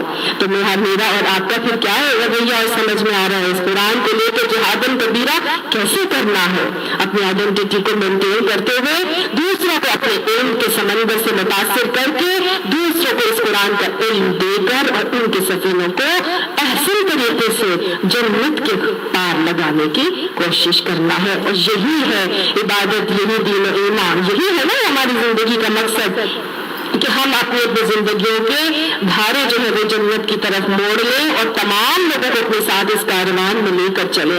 अल्लाह हमें ऐसे मामलात करने की तौफीक नसीब फरमाए और इन बातों से सबक सीखने की तौफीक नसीब फरमाए। आगे अल्लाह ताला फरमाते हैं कि देखो वो ज़ात है खलक़ मिनल माइ बशरन, उसने बनाया पानी से एक बशर, फजअलहु नसबन व सिहरा, फिर बना दिया उससे नसब और ससुराल। एक पानी है जिससे अल्लाह ताला फरमाता है मैंने उससे बशर बनाया और उस बशर से भी मैंने नसब और ससुराल के दो रिश्ते चला दिए। वकाना रब्बुका कदीरा, है तेरा रब बड़ा ही कुदरत वाला, हर चीज पर कादिर। अब अल्लाह सुब्हानहू व तआला अगली मिसाल हमें बड़ी खूबसूरत दे रहे हैं और फरमाते कि देखो ये मैं हूँ, तुम्हारे रब की जात वो जात है जिसने एक पानी बनाया और उससे उसने एक बशर बनाया। कौन है वो बशर? हजरत आदम अलैहिस्सलाम। और उस एक बशर से अल्लाह फरमाता है फजअलहु नसबन व सिहरा, उससे हमने नसब और ससुराल के रिश्ते बना दिए। गोया ससुराल के रिश्तों की अहमियत वाज़ेह हो रही है। अगर अल्लाह ताला की नजर में ससुराल की कोई वैल्यू और वक़्त नहीं होती तो अल्लाह ताला ये ना कहता कि मैंने नसब और ससुराल के रिश्ते बनाए। अल्लाह ताला फरमाता मैंने तुम्हारे आपस में एक दूसरे के साथ ताल्लुकात कायम कर दिए। अल्लाह ने खुसूसी तौर पर सेहरा ससुराल को कहा जाता है। लोग कहते हैं हमारे इस्लाम में कहाँ ससुराल की वैल्यू है, کہاں خود سسرال کی خدمت کا حکم ہے؟ ہمارے دین میں کہاں لکھا ہے کہ سسرال کی جو بہو ہے وہ سسرال کی خدمت کرے؟ حضور صلی اللہ علیہ وسلم نے فرمایا تھا نا تمہارے 2 باپ ہیں، جہاں 2 باپ ہیں پھر وہاں مائیں بھی 2 ہیں، 3 باپ، جہاں 3 باپ اس کے بہت ٹانگ ہو گیا، جہاں 3 باپ ہے پھر وہاں 3 مائیں ہیں۔ تو ایک کون سا باپ ہے؟ وہ تمہارا جو اپنا والد ہے جو نسب سے، اور دوسرا تمہارا وہ جو تمہارا بیوی کا باپ ہے وہ تمہارا سسر، اور تیسرا وہ باپ ہے جو تمہارے جس نے تمہیں علم دیا جو تمہارا استاد ہے۔ تو گویا یہ 3 رشتے وہ بتا دیے جو بالکل اسی ویلیو کے ہیں، اسی درجے کے ہیں جیسے ہمارا اپنا سگا باپ۔ تو جب سگا باپ کا وہ درجہ دیا تو دین میں بہت سے احکامات جو ہے وہ صرف ایک کے لیے بتائے گئے، جیسے کہ ہم جب قرآن پڑھتے آئے تو ہم نے سورہ نور بھی پڑھا، ہم نے سورہ نساء بھی پڑھی، اس میں کیا تھا؟ اس میں محرم اور نامحرم رشتوں کی فہرست بتائی گئی تھی۔ تو اللہ تعالیٰ نے کہ صرف ایک ہی کیٹیگری بتا دی تھی، مردوں کے لیے عورتوں کی کیٹیگری بتا دی تھی، اسی حوالے سے عورتوں کے لیے مردوں کی حرام ہو جاتی ہے، محرم ہو جاتے ہیں یا حرام ہو جاتے ہیں۔ تو اسی طرح سے آپ صلی اللہ علیہ وسلم کی اس حدیث کے حوالے سے جب باپ 3 ہے تو پھر مائیں بھی 3 ہیں۔ لوگ کہتے ہیں ساس کبھی ماں نہیں بن سکتی، لیکن نہیں، جہاں ساس سسر کو باپ کہا گیا وہاں ساس بھی ماں ہی ہے۔ اور اگر اللہ کے نزدیک سسرال کی کوئی ویلیو نہ ہوتی تو پھر اللہ خاص طور سے یہاں صہرا کا لفظ استعمال نہیں کرتا۔ تو گویا سسرال کی ویلیو ہمیں قرآن سے بھی ثابت ہے اور حدیث سے بھی ثابت ہے۔ ایکول رکھنا ہے، بالکل دونوں کے ساتھ ایکویلٹی کا معاملہ کرنا ہے۔ ہمارے گھروں میں تو سسرال کو کچھ سمجھا ہی نہیں جاتا اور لڑکے کو ہی سب کو سمجھا جاتا ہے، لیکن اللہ کی نظر میں اللہ کا نظام عدل بھی اس پر قائم ہے۔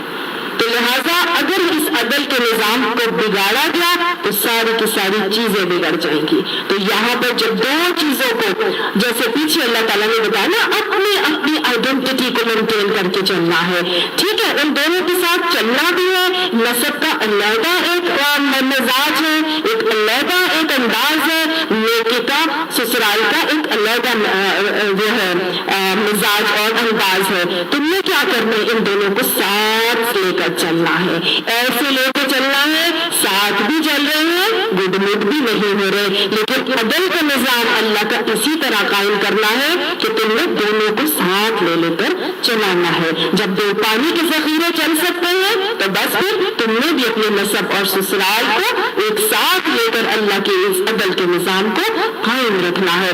اور کتنی امپورٹنٹ آیت ہے نا اس حوالے سے کہ ہمارے کوئی یہ نہیں میرا خیال کہہ سکتا کہ جی ہمارے دین میں جی سسرال کی کوئی ویلیو نہیں، بالکل ایکویلٹی کا معاملہ دونوں کے ساتھ عدل کا ہی قائم رکھنا ہے۔ اللہ تعالیٰ فرماتا ہے میں تو بہت ہی قدیر ہوں، قدرت والا ہے تمہارا رب۔ اللہ چاہتا تو نہ کرتا اسے، لیکن وہ کرتا ہے، وہ چاہتا ہے کہ اس کی مخلوق بھی اسی طرح عدل کے نظام کو قائم رکھتے ہوئے دونوں کے ساتھ ایکویلٹی کے معاملات کرے۔ وَيَعْبُدُونَ مِن دُونِ اللَّهِ مَا لَا يَنفَعُهُمْ وَلَا يَضُرُّهُمْ۔ ان تمام نشانیوں کے باوجود، یہ اتنی نشانیاں بھی ہم نے آج پڑھی صبح جب سے شروع کیا تب سے کتنی اللہ کی نشانیاں ہیں، ان کو پڑھتے اتنی ساری جاننے کے باوجود بھی اللہ شکوہ کر رہے ہیں کہ وَيَعْبُدُونَ مِن دُونِ اللَّهِ، وہ عبادت کرتے ہیں اللہ کے سوا کسی اور کی۔ کس کی عبادت کرتے ہیں؟ مَا لَا يَنفَعُهُمْ وَلَا يَضُرُّهُمْ، جو ان کو نہ نفع دے سکتے نہ کوئی ضرر پہنچا سکتے۔ اتنی نشانیوں کے باوجود بھی وہ عبادت کس کی کر رہے ہیں؟ ان کی کر رہے ہیں جو نہ ان کو نفع دے رہے نہ نقصان پہنچا رہے۔ کون ہے یہ؟ بت جو انسان نے بنا کے رکھے ہیں۔ تو پہلی چیز تو سمجھ میں یہ آ گئی کہ الہ کون کس کو بنایا جائے گا؟ جو نفع بھی دے سکے اور نقصان دینے پر بھی آتے رہو، ٹھیک ہے۔ الہ کی صفات پتہ چل رہی ہے کہ وہ نقصان بھی دینے پر قادر ہو اور نفع بھی پہنچانے پر پورا مقدور ہو۔ وَكَانَتْ الْكَافِرُ عَلَىٰ رَبِّهِ ظَهِيرًا، اور ہے کافر اوپر اس کے رب کے بہت ہی سرکش۔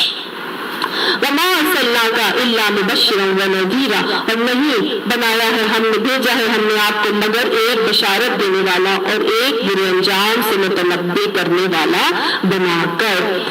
تو وہ آپ صلی اللہ علیہ وسلم کو بھیجے جانے کا مقصد بتایا گیا کیا ہے؟ ایک بشارت دینے والا اور ایک برے انجام سے متنبہ کرنے والا، مبشرہ اور نذیرہ بنا کے بھیجا گیا ہے۔ تو مجھے اور آپ کو جب انبیاء کے نائب کا کام انجام دینا ہے تو پھر کیا کرنا ہے؟ پہلا کام مبشرہ بننا ہے، ٹھیک ہے نا؟ پہلے ہم نے بشارتیں دینی ہیں، پہلے ہم نے خوشخبریاں سنانی ہیں، اللہ کی رحمت کی، اللہ کے انعامات کی، اللہ کی مغفرت کی، اللہ کی جنتوں کی، اللہ کی انعامات کی، ان تمام باتوں کی خوشخبریاں دینی ہیں۔ اور نذیرہ ہم نے بہت بعد میں بننا ہے۔ جہاں نذیرہ بنے تھے تو صرف اور صرف یہ نہ ہو جائے کہ لوگ جو ہے وہ دین سے ہی متنفر ہو کر بھاگنے لگ جائے، لہٰذا پہلا کام کیا ہے؟ لوگوں کو دین کی طرف بلانا ہے، خوشخبریاں دینی، اللہ کی رحمتوں کا بتانا ہے کہ دیکھو وہ رب تو غافر ذنب ہے، وہ رب تو قابل توب ہے، وہ رب تو عفو قدیر ہے، وہ تو تمام گناہوں کو معاف فرما دیتا ہے۔ جتنی بھی کہتا ہے لا تقنطوا من رحمت اللہ، میں اللہ کی رحمت سے مایوس مت ہو، ان اللہ یغفر الذنوب جميعا، وہ سارے کے سارے گناہوں کو معاف کر دے گا۔ آؤ تو صحیح، پلٹ کے تو آؤ۔ تو جہاں پر اللہ تعالیٰ کی خوشخبریاں بھی سنانی ہے، ساتھ ساتھ برے انجاموں سے متنبہ بھی کرنا ہے۔ جب ایسے معاملات کر کے چلیں گے تو پھر اللہ فرماتا ہے قُلْ مَا أَسْأَلُكُمْ عَلَيْهِ مِنْ أَجْرٍ إِلَّا مَنْ شَاءَ أَنْ يَتَّخِذَ إِلَىٰ رَبِّهِ سَبِيلًا۔ اب تم یہ مت سمجھنا کہ اب تم لوگوں کے ساتھ بشیر اور نذیر بن کے معاملات کرو گے تو اب تمہیں لوگ جو ہے وہ اس کا کوئی اجر دیں گے، کوئی معاوضہ دیں گے، کوئی چیزیں لا کے دیں گے، کوئی تمہیں بہت زیادہ ابھار کے اوپر پہنچا دیں گے یا تمہاری بہت واہ ہونے لگ جائے گی۔ نہیں، بلکہ یہ کہو میں تم سے کوئی اجر نہیں مانگتا، صرف یہ چاہتا ہوں کہ اپنے رب کی طرف آنے کا راستہ اختیار کر لو۔ تو اخلاص نیت سے آپ نے دعوت دینی ہے، جس کو بھی دین کے لیے بلانا ہے اس سے کوئی اجر نہیں مانگنا، بلکہ اخلاص نیت سے آپ دعوت دیتے چلے جاؤ اور صرف اور صرف اللہ کی طرف آنے کے لیے ہی لوگوں کو لگاؤ۔ فتوکل علی الحی الذی، اور توکل کرو اوپر اس ذات کے جو الحی ہے، جو زندہ ہے۔ تو گویا معبود میں اور کون سی صفات ہونی چاہیے؟ وہ الحی ہو، وہ زندہ رہنے والا ہو۔ پہلی باتیں کیا تھی کہ وہ نفع و نقصان کا اختیار رکھتا ہو۔ تیسری بات کیا ہے؟ توکل کس پہ کرنا ہے کہ وہ حی ہو، زندہ رہنے والا ہو۔ اور الذی لا یموت، اور وہ ہے جس کو موت بھی نہ آئے، کوئی حی بھی ہو اور قیوم بھی ہو، لا یموت، اس کو کسی قسم کی موت نہیں آنی چاہیے۔ تو جب ایسے الہ کو اپنا معبود بناؤ گے جو نفع نقصان کا بھی اختیار رکھے گا، الحی بھی ہوگا، القیوم بھی ہوگا، تو پھر کیا کرو؟ وسبح بحمدہ، بس اس کی تسبیح کرو، اس کی تعریف کرو، اس کی تعریف اور حمد کے ساتھ اس کی تسبیح بیان کرو۔ وَكَفَىٰ بِهِ بِذُنُوبِ عِبَادِهِ خَبِيرًا، اور اپنے بندے کے گناہوں سے خبر رکھنے کو وہ کافی ہے۔ اپنے بندوں کو وہ دیکھ لے گا، جو بھی گناہگار ہوگا، جو بھی گناہ میں انوالو ہوگا، جو بھی گناہوں میں ملوث ہوگا، اللہ سبحانہ تعالیٰ کے علم سے وہ بچا ہوا نہیں ہے، چھپا ہوا نہیں ہے۔ اللہ کافی ہے اس کے لیے جاننے کی اور خبر رکھنے والا۔ وہ اللہ کون ہے، وہ کیا کیا کر رہا ہے؟ دیکھو اتنا انٹریکیٹ، اتنا کمپلیکیٹڈ سسٹم جو اس نے بنایا ہے، اللہ تعالیٰ نے کیا بنایا، کیسے بنایا؟ الذی خلق السماوات والارض، اس نے زمین اور آسمانوں کو بنایا۔ وما بینہما فی ستۃ ایام، اور جو بھی اس کے درمیان میں ہے، کتنے دنوں میں بنایا؟ ستۃ ایام، 6 دنوں میں بنایا۔ ثم استوی علی العرش، اس کے بعد وہ عرش پر مستوی ہو گیا۔ تو اتنا کمپلیکیٹڈ انٹریکیٹ سسٹم جو اس نے بنایا ہے، ایسے ہی تو نہیں بنایا۔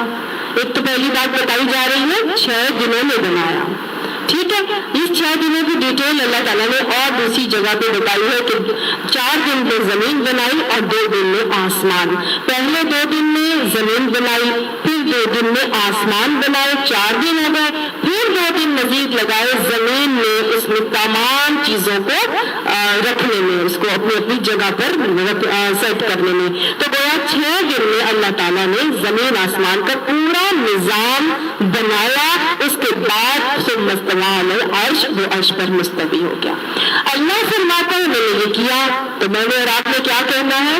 آمنا بہ کل من عند ربنا، میں نے اور آپ نے یہ کہنا ہے میں اس پر ایمان لاتی ہوں یہ ایمان بالغیب میں سے ہے، یہ سب میرے رب کی طرف سے آیا ہوا ہے اور میرا رب سچا ہے، وہ یہ کہہ رہا ہے اس نے کیا ہے تو اس نے کیا ہے، کیسے کیا ہے، اسباب کیسے آئے، چیزیں کیسے ملی، کیسے بنی، یہ 6 دن میں کیسے ہو گیا، اللہ عرش پر مستوی کیسے ہے، اس کی کیا حالت ہے، وہ کس انداز میں ہے، بیٹھا ہے، اٹھا ہے، لیٹا ہے، کھڑا ہے، وہ کیا اس کی حیت حالت ہے، میرے پاس اس کا کوئی علم نہ ہے نہ مجھے دیا گیا ہے، ٹھیک ہے، یہ ایمان بالغیب میں سے ہے، اللہ نے کہا ہے کیا ہے تو بس کیا ہے، میں نے اور آپ نے اس پر ایمان لانا ہے۔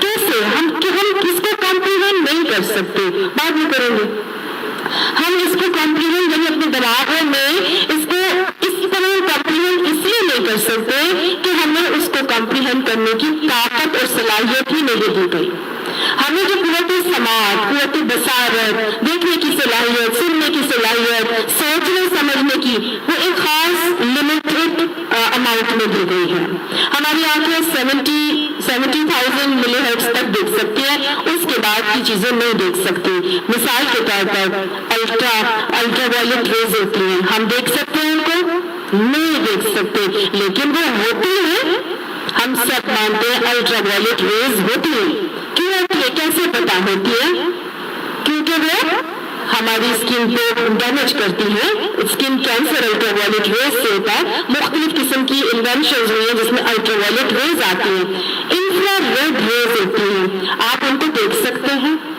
ہم نہیں دیکھ سکتے، انفرا ریڈ ریز کو جانور دیکھ سکتے ہیں، ٹھیک ہے، یہ ان کو صلاحیت ہمیں نہیں ہے، لیکن وہ ریز تو ہے نا، موجود ہے۔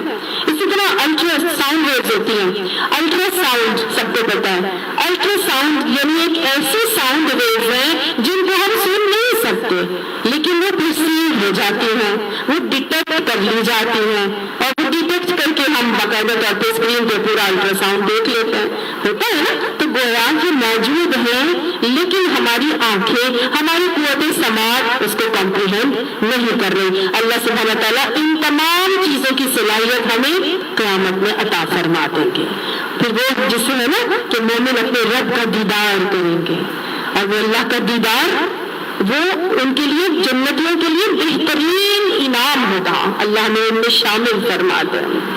صحابہ نے پوچھا اللہ کے نبی کیا ہم اللہ کو اپنی آنکھوں سے دیکھیں گے؟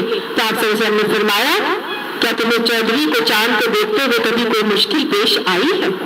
بس اسی طرح تم اپنے رب کا بھی اس دن دیدار کرو گے، اللہ نے ان خوش نصیبوں میں سے بنا دے۔ تو اللہ تعالیٰ اس آنکھوں کی اور وہ فرشتے جو ہمیں نظر نہیں آتے، کیوں نہیں نظر آتے؟ کیونکہ وہ بھی کچھ الٹرا ریڈیشنز ہیں جو ہماری آنکھیں اس کو پرسیو نہیں کر سکتی، تو یہ کچھ ایسی چیزیں ہیں جو اللہ تعالیٰ بعد میں عطا کریں گے۔ انسان کی پوری ساخت کو تبدیل کیا جائے گا، جو جہنمی ہیں ان کی ایک جلد جو ہے وہ 70 بالش موٹی کر دی جائے گی، ان کی ایک کندھے سے دوسرے کندھے کے درمیان کا جو فاصلہ ہے وہ پتہ نہیں کتنے میل کی مسافت کا ہو جائے گا، ایک داڑ بہت پہاڑ کے برابر کر دی جائے گی۔ تو احادیث ہمیں یہ بتاتے ہیں کہ جہنمیوں کی ساخت بدل کے پتہ نہیں اتنی بڑی بڑی کر دی جائے گی، جنتیوں کو بھی ایک بندے کو 10 بندوں کے مطابق ان کو اس کو قوت صلاحیت عطا کر دی جائے گی۔ تو لہٰذا یہ اللہ تعالیٰ انسان کی ساخت اس دن بدل دے گا۔ اللہ سبحانہ تعالیٰ ہمارے لیے اس دن کے معاملات آسان فرماتے ہیں، کیونکہ ہم یہ باتیں کمپریہینڈ نہیں کر سکتے۔ اللہ نے فرمایا اس نے کیا تھا، وہ مستوی ہے، ہمیں اس کو ماننا ہے۔ الرحمن رحمان فاسأل بہ خبیرا، اس کے بارے میں تو کسی خبردار شخص سے ہی پوچھو جو اللہ کی معرفت رکھتا ہو، وہی تمہیں بتا سکتا ہے کہ رحمان رب ہے کیا چیز۔ اللہ ہمیں اپنی معرفت عطا فرما دے۔ وَإِذَا قِيلَ لَهُمُ اسْجُدُوا لِلرَّحْمَنِ، اور جب کہا جاتا ہے واسطے ان کے یعنی ان لوگوں کو مشرکین کو کہا جاتا ہے اسجدوا للرحمن، رحمان کے لیے سجدہ کرو، قالوا، وہ سب کہتے ہیں وَمَا الرَّحْمَنُ، رحمان کیا ہوتا ہے؟ أَنَسْجُدُ لِمَا تَأْمُرُونَ، کیا ہم اس کو سجدہ کریں جس کو تم ہمیں حکم دیتے ہو؟ وَزَادَهُمْ نُفُورًا، اور زیادہ ہو جاتی ہے اس کی نفرت، وہ اپنی نفرت کو اور زیادہ ہو جاتے ہیں۔ اصل میں مشرکین مکہ اللہ سبحانہ تعالیٰ کو رب اکبر کے نام سے جانتے تھے، رب کعبہ کے نام سے یا اللہ کے نام سے، ٹھیک ہے۔ یہ رحمان ان کے لیے ایک बहुत ही नया लफ्ज था। हालांकि रहमान का जो वर्ड है, रूट वर्ड रा और मीम है, और रहमान जो है ये फौलान के वजन पर है, तुग़यान, बढ़ के, इतना ज्यादा रहम, समझ में आए? इतना रहम कि समंदर की मौजों में जब तुग़यानी आई है तो वो साहिल को फाड़ के जो है वो आ रहा होता है, ऐसे होता है। तो यहाँ पे अल्लाह ताला तो रहमान है, अगर रहमान के इनकार लफ्ज की वजह से वो कहते हैं ये रहमान क्या होता है, उसको सजदा करें जिसको तुम कह रहे हो, ये रहमान क्या चीज होती है, हम उसको सजदा नहीं करेंगे। यानी गोया वो अल्लाह के रहमान लफ्ज की वजह से अल्लाह को सजदा नहीं करना चाहते थे और नफरत में और ज्यादा हो जाते थे। दिल से अगर वो वाकई समझते अल्लाह को, अल्लाह की नेमतों को समझते, अल्लाह के एहसानात के मुतरिफ होते, अल्लाह को अपना मौसूल मान रहे होते, अल्लाह को अपना राज़िक, अपना रब मानकर इन तमाम निशानियों से अल्लाह को पहचान चुके होते, तो रहमान रब से के लफ्ज से, उसके जिक्र से उनकी नफरत में नहीं इजाफा होता बल्कि उनकी मोहब्बत बढ़ जाती। ठीक है कि नहीं है? माँ कितना प्यार करती है, एक बहुत ही शफीक माँ का जब जिक्र ही आए तो इंसान के दिल में कितना प्यार एकदम से उमड़ आता है, जगमगा जाता है। इसी तरह जब रहमान और उस माँ का जो बहुत शफीक माँ हो, फौरन ममता का एक जोश आपके अंदर, उसकी लफ्ज माँ के लफ्ज से ही मुतहर्रिक हो जाता है वो जज्बा और जोश आपके अंदर। तो रब रहमान जो दिल मांगे दे रहा है, जो ना मांगने वाले से नाराज होता है, वो ऐसा रहमान जिसमें हमें इतनी नेमतें दी कि अगर हम गिनना भी चाहें तो हम शुमार नहीं कर सकते, उसके रहमान के जिक्र से तो हमारी मोहब्बत में और ज्यादा इजाफा होना चाहिए। और आपको मालूम है अल्लाह को सबसे ज्यादा जो नाम पसंद है वो अब्दुल्ला और अब्दुल रहमान है ना। बहरहाल आगे अल्लाह ताला फरमाते हैं तबारकल्लज़ी, निहायत बरकत वाली है वो ज़ात, जाअला फिस्समाइ बुरूजन, जिसने आसमान में बनाए बुरूज यानी किले, व वजअला फ़ीहा सिराजन व क़मरन मुनीरा, और बनाए उसमें चिराग, एक चिराग, सिराजन एक चिराग, कौन सा चिराग बनाया? सूरज को, व क़मरन मुनीरा, और चांद को नूर वाला। फिर अल्लाह सुब्हानहू तआला ने अपनी कायनात की इन्हीं निशानियों का दोबारा तज़किरा किया कि देखो मैं बहुत बरकत ज़ात हूँ, तुम्हारे लिए आसमान में मैंने बुरूज किले बनाए और फिर उसमें एक चिराग रख दिया और एक रोशन चांद भी रख दिया। वल्लज़ी जअल लैल वन्नहार खिलफतन, और वो ज़ात है जिसने बनाया रात को और दिन को उसके पीछे आता है। खिलफा पीछे आने वाला, गोया दिन का आगाज हमारा किससे होता है? रात से होता है। पहले रात आती है, उसके पीछे दिन आता है। तो आयतुल लैल नस्लखु मिनहुन नहार, उसकी निशानियों में रात है, उसमें से दिन की खाल को जब हम खींच लेते हैं फइज़ा हुम मुस्लिमून, खाल खींचती है दिन की तो फिर अंधेरे हो जाते हैं। तो दिन की हमारा जो आगाज है वो रात से शुरू होता है। यहाँ पे वही बताया जा रहा है कि इसने फिर इस सूरज और चांद के जरिए से दिन और रात बनाए, पहले रात बनाए उसके बाद उसके पीछे पीछे दिन आता है। लिमन अरादा, जिस वास्ते जो चाहे अय्यदक करा और अरादा शुक्रा, अब जो चाहे इससे नसीहत हासिल करे और जो चाहता है इसको मान के अल्लाह का शुक्रगुजार बन जाए, अल्लाह का कदरदान बन जाए।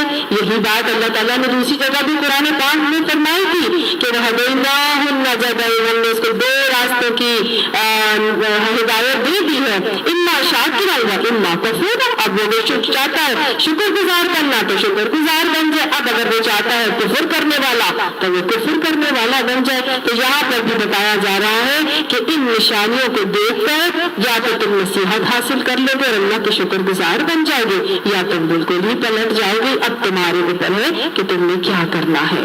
बहरहाल जो पहचान लेते हैं इन निशानियों से अल्लाह को, वो अल्लाह के इन आयात से नसीहत भी कबूल कर लेते हैं और जिक्र इलाही से अपनी ज़बानों को तर भी कर लेते हैं। और ये एक बेहतरीन शुक्र का तरीका है कि इंसान अपनी ज़बानों से जिक्र इलाही को तर कर ले। रहमान, और अल्लाह के बंदे, रहमान के बंदे। बहुत खूबसूरत आयात है ये और बहुत ही खूबसूरत निशानियां हैं अल्लाह के बंदों की। अल्लाह ने जो यहाँ पे बताई, यहाँ अल्लाह ने ये नहीं फरमाया वाइबादुल्लाह, अल्लाह के बंदे। किसके बंदे कहे? अल-रहमान के बंदे। ये एक ऐसा टाइटल है जो अल्लाह सुब्हानहू तआला बहुत ही बुलंदी का टाइटल है जो किसी को अता फरमाता है। मैं और आप चाहते हैं कि ये टाइटल हमें भी मिल जाए, हम भी इस टाइटल के हकदार हो जाए, तो यहाँ पर उसके लिए 13 निशानियां बताई गई हैं, 13 बातें बताई गई हैं। इबादुर रहमान के अंदर जो सिफात है उनका यहाँ पर तस्करा किया गया है। इन सिफात को अपने अंदर रासिख करना जरूरी है ताकि मैं और आप अल्लाह के इबादुर रहमान बंदों की सिफात में की सफ में शामिल हो जाएं। अब इबादुर रहमान, इसको समझने की ये क्या है? इबाद निकला है अब्द से और अब्द कहते हैं बंदे और गुलाम को। गोया इबाद बंदे की जो है ये जमा है, इबाद बंदे की जमा है, अब्द की जमा। गुलाम जो होता है वो अपने आका का क्या करता है? अपने आका का ज़रख़री गुलाम होता है, वो अपने आका का हुक्म फरमा बरदार होता है, उसका हुक्म मानता चला जाता है। मालिक की मर्जी उसको खाना दे या ना दे, मालिक की मर्जी उसको मारे डांटे डपटे या उसको तनख्वाह दे या ना दे, ऐसा ही है ना। लेकिन गुलाम जो होता है, जो ज़र खरीद गुलाम होता है, वो मालिक का इतना फरमा बरदार और अताअत गुजार होता है कि वो मालिक के आगे ना नहीं करता। ठीक है ना। तो फिर इबादुर रहमान कौन है? रहमान के गुलाम, रहमान के बंदे हैं। उनका आका रहमान रब है, उन्होंने अपने रब की, रहमान रब की गुलामी इख्तियार कर ली है। वही रब, वही रहमान उनका खालिक भी है, उनका मालिक भी है, उनका राज़िक भी है, उनका तमाम रबूबियत के मामलात भी करने वाला है, उनका मुहाफ़िज़, निगरान, हत्ता कि उनका वली और दोस्त भी वही रहमान है। अब ये रहमान रब का रहम जो है हदों को बढ़ बढ़ कर जा रहा है, क्रॉस कर रहा है। कितना रहमान का रहम है? 70 माओं से भी ज्यादा बढ़कर जो है वो। लेकिन जहाँ रहमान का रहम इतना ज्यादा है, वहाँ वही रहमान जो है वो आखिरत के दिन का मालिक और मुंतहिम भी है। ठीक है, वही आदिल भी है और वो याद रखिएगा जालिम नहीं है। वो अपने किसी बंदे पर जुल्म नहीं करता, लेकिन अदल के साथ फैसला जरूर करेगा। अब इबादुर रहमान बनने के लिए क्या जरूरी है? इबादुर रहमान कैसे बना जाएगा? तो सबसे पहली चीज जो है वो ये कि जब वो गुलाम बनता है तो वो कैसे गुलाम बनता है? गुलाम वो ऐसे बनता है कि जब वो ला इलाहा इल्लल्लाह का कलमा पढ़ लेता है। जब भी कोई इंसान ला इलाहा इल्लल्लाह का कलमा पढ़ता है तो गोया वो ये ऐलान कर रहा होता है कि ला इलाहा इल्लल्लाह, नहीं है माबूद कोई मगर अल्लाह। गोया उसने अपना माबूद किसको बना लिया? सिर्फ अल्लाह को। उसने अपनी गुलामी में दे दिया, किसकी गुलामी में अपने आप को दे दिया? अल्लाह की गुलामी में दे दिया। गोया दूसरी तमाम माबूदों की अताअत से वो इनकार करता है, ला की तलवार चलाता है और हर माबूद, चाहे उसका अपना नफ्स ही क्यों ना हो, चाहे उसकी बिरादरी घराना, उसके शौहर, उसके वालिदैन ही क्यों ना हो, अल्लाह के आगे किसी की नहीं चलेगी। चलेगी तो किसकी चलेगी? अल्लाह सुब्हानहू तआला की चलेगी। तो इबादुर रहमान गुलामी में कैसे अपने आप को देता है? ला इलाहा इल्लल्लाह का कलमा पढ़कर वो अल्लाह की गुलामी में आ जाता है। अब जब वो अल्लाह की गुलामी में आ जाता है तो अब उसने क्या करना है? सबसे पहली सिफत जो आ रही है वो आ रही है अल्लज़ीना यमशूना अलल अर्दी हौना। वो होते हैं, उनकी सिफत क्या होती है? वो जमीन पर चलते हैं हौना, नरम चाल, जमीन पर नरम चाल चलते हैं। ये अल्लाह के खालिस बंदे हैं। इनकी चाल कैसी है? नरम चाल चलते हैं। इनकी चाल में हर तरह की आपको नरमी नजर आती है। कोई तकब्बुर, कोई तफाखुर, कोई घमंड, कोई अकड़ कहीं से भी नजर नहीं आती। ना इनकी चाल में, ना इनकी मामलात में, ना इनकी गुफ्तगू में, ना इनके लिबास में, किसी चीज से भी तकब्बुर तकब्बुर, अकड़ और घुमंड नहीं झलकती, बल्कि क्या आता है नजर? हौना, आजिज़ी झलकती है, नरमी झलकती है, ज़बान के भी नरम होते हैं, झुकाव में भी जो है आजिज़ी, चाल में भी आजिज़ी नजर आती है। क्यों? क्योंकि अल्लाह को अल्लाह को की बड़ाई को ये मान चुके होते। इनको दुनिया में किसी की बड़ाई नजर नहीं आती, इनको अपना आप भी बहुत छोटा नजर आता है। अल्लाह की किबरियाई को मान चुके होते हैं, लिहाजा अल्लाह ही की बड़ाई उनको नजर आ रही होती है और उसकी बड़ाई के आगे वो झुक जाते हैं, आजिज़ी करते हैं। और जब आजिज़ी होती है तो आजिज़ी उनकी बाकायदा तौर पर छलकती है, नजर आती है उनके हर चीज से। यहाँ पर बताया जा रहा है यमशूना, वो चलते हैं, खास तौर से उनकी चाल का तस्करा किया जा रहा है। चालें जो होती है वो इंसान की तबीयत और उसके मिजाज की अक्कास होती है। आपने देखा होगा एक सिंगर की चाल होती है, एक चोर डाकू की चाल होती है, एक मौलवी की चाल होती है, एक नहायत आजिज की चाल होती है, एक बीमार मरीज की चाल होती है, एक जो है वो कैट वॉक करने वाली की चाल होती है ना, एक फाहिशा की चाल होती है। तो मुख्तलिफ लोगों, बच्चे की चाल होती है, और एक बेढंगी चाल होती है कि हाथ कहीं जा रहा है तो पाँव कहीं, दुपट्टा किधर जा रहा है, तो चलते हुए कोई किसी को लग रहा है, कोई किसी को लग रहा है, तो कोई होते हैं वो पैर घसीट के चल रहे होते हैं, है ना। तो हर चाल जो है ना बड़ी इंसान के मिजाज की अक्कास होती है। मुझे और आपको अपनी चाल कैसे रखनी है? हौना वाली चाल रखनी है। यह हौना वाली चाल जो है नबी सल्लल्लाहु अलैहि वसल्लम की चाल थी। सीरत हमें क्या बताती है? हज़रत उमर हमें फरमाते हैं और उनकी रिवायत से हमें पता चलता है कि आप सल्लल्लाहु अलैहि वसल्लम की चाल कैसी थी कि आप तेज कदम उठाते थे, लेकिन छोटे छोटे कदम होते थे और जमा के अपने कदम रखा करते थे, और थोड़ा सा कंधे उनके झुके होते थे आगे को, ऐसा लगता था गोया ढलवान में उतर रहे हों, यानी नीचे उतर रहे हों।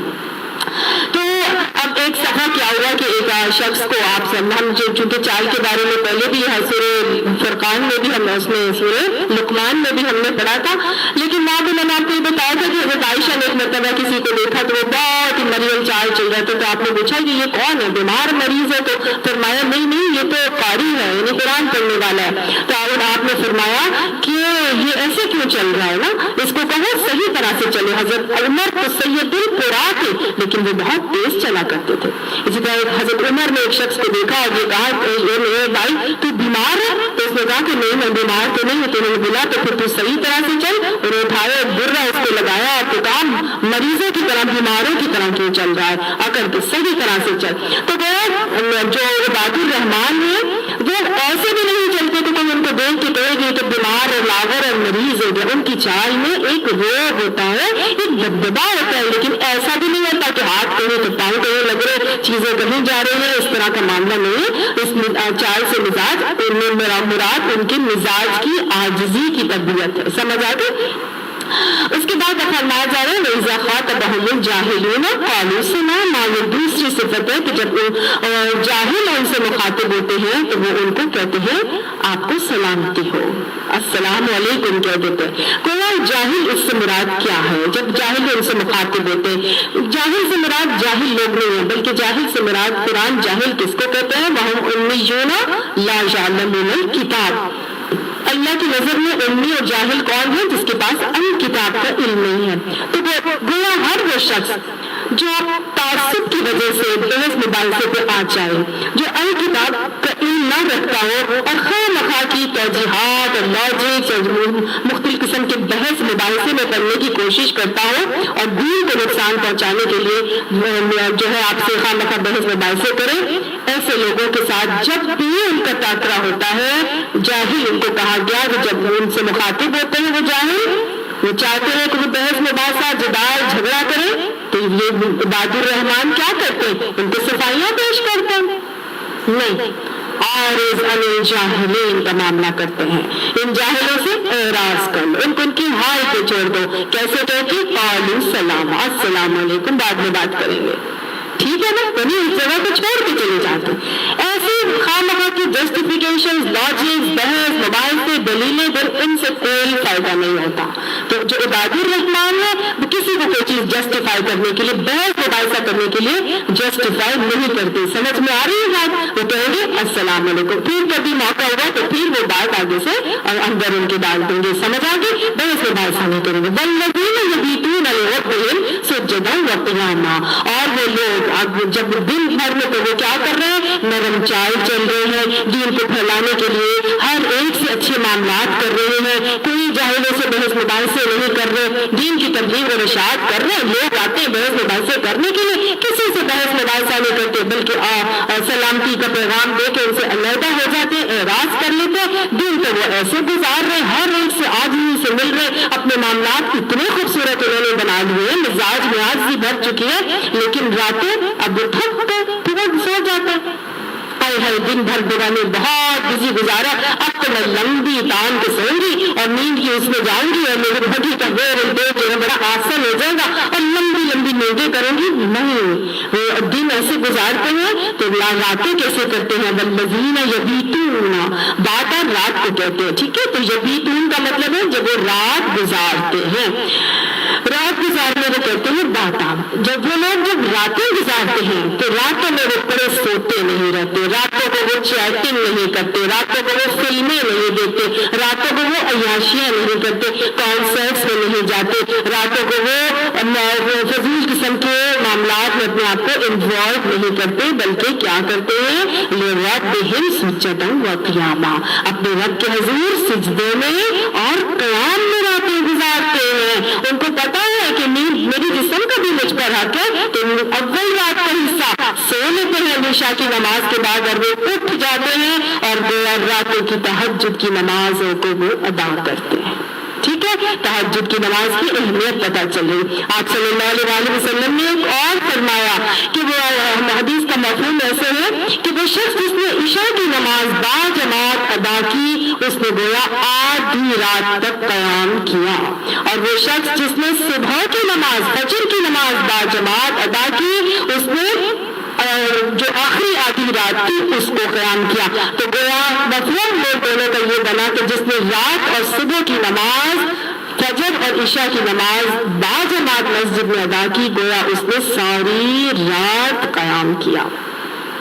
ठीक है, तो ऐसे मस्जिदों अंधेरों में मस्जिदों की तरफ जाने वालों को कामिल नूर की खुशखबरी दे दो। आप सल्लल्लाहु अलैहि वसल्लम ने फरमाया था। तो ये इबादुर रहमान सारी रात अगर दिन भर बहुत ही कर दे, तो अगर रात में अपनी निशा को मस्जिद में अदा करते हैं, सुबह फजर भी जो है वो मस्जिद में पढ़ते हैं, तो फिर क्या है, वो सारी रात इबादत और क़याम में सिजदे में वो अपनी रात को गुजार रहे हैं। और फिर क्या करते हैं? वल्लज़ीना यक़ूलूना रब्बना अस्रिफ़ अन्ना अज़ाब जहन्नम, और वो जब वो रातें वो सिजदे के लिए उठ और क़याम के लिए अल्लाह के हुज़ूर उठते हैं, तो वो फिर क्या कहते हैं? वो कहते हैं रब हमारे इस अस्रिफ़ अन्ना अज़ाब जहन्नम, हमें जहन्नम के अजाब से बचा ले। गोया किसी किस्म का तकब्बुर उनके अंदर नहीं है कि सारा दिन मैं तो इबादत करती रही, मैं तो यमशून अलल अर्ज़ि हौला भी कर रही थी, मैं तो बड़े आज़ी से चल रही थी, सारों से बड़ी अच्छी तरह से मामलात कर रही थी, और साथ साथ जो है मैंने रातें भी बड़ी अच्छी क़याम में गुजारी और सिजदों में गुजारी, बस अब तो मैं बख्शाई हो गई, अब तो बस हर तरह से मुझे अल्लाह का कोई भी नसीब हो गया। नहीं, अभी भी वो अल्लाह से डरते हैं, और अल्लाह से डरते हुए दुआएं क्या मांग रहे होते हैं? रातों को उठ कर वो कहते हैं अल्लाह मुझे जहन्नम के अजाब से बचा ले, उसको मेरे से फेरी दे, और सिर्फ उसको मेरे से फेरी दे। मेरा जहन्नम के अजाब से बहुत डरते हैं और अल्लाह से माफिया मांगते हैं। एक और जगह पढ़ा था, वो मुस्तग़फ़िरीन बिल असहार होते हैं, रातों को सहरी के वक्त में अल्लाह से इस्तग़फ़ार करते हैं। अल्लाह ने इस्तग़फ़ार सहरी के औकात में करने की तौफीक नसीब फरमाए। वो क्यों मांगते हैं? क्योंकि उनको मालूम है इन्ना अज़ाबहा काना गरामा, बेशक जहन्नम का अजाब जो है वो तो चिमट जाने वाला है, जान का लागू है, लग गया तो वो खत्म नहीं होगा। इन्नहा साअत मुस्तक़र्रा व मुक़ामा, और वो जहन्नम की जगह वो तो ऐसी करार पकड़ने वाली ठहरने की जगह है जो बहुत ही साअत बुरी जगह है।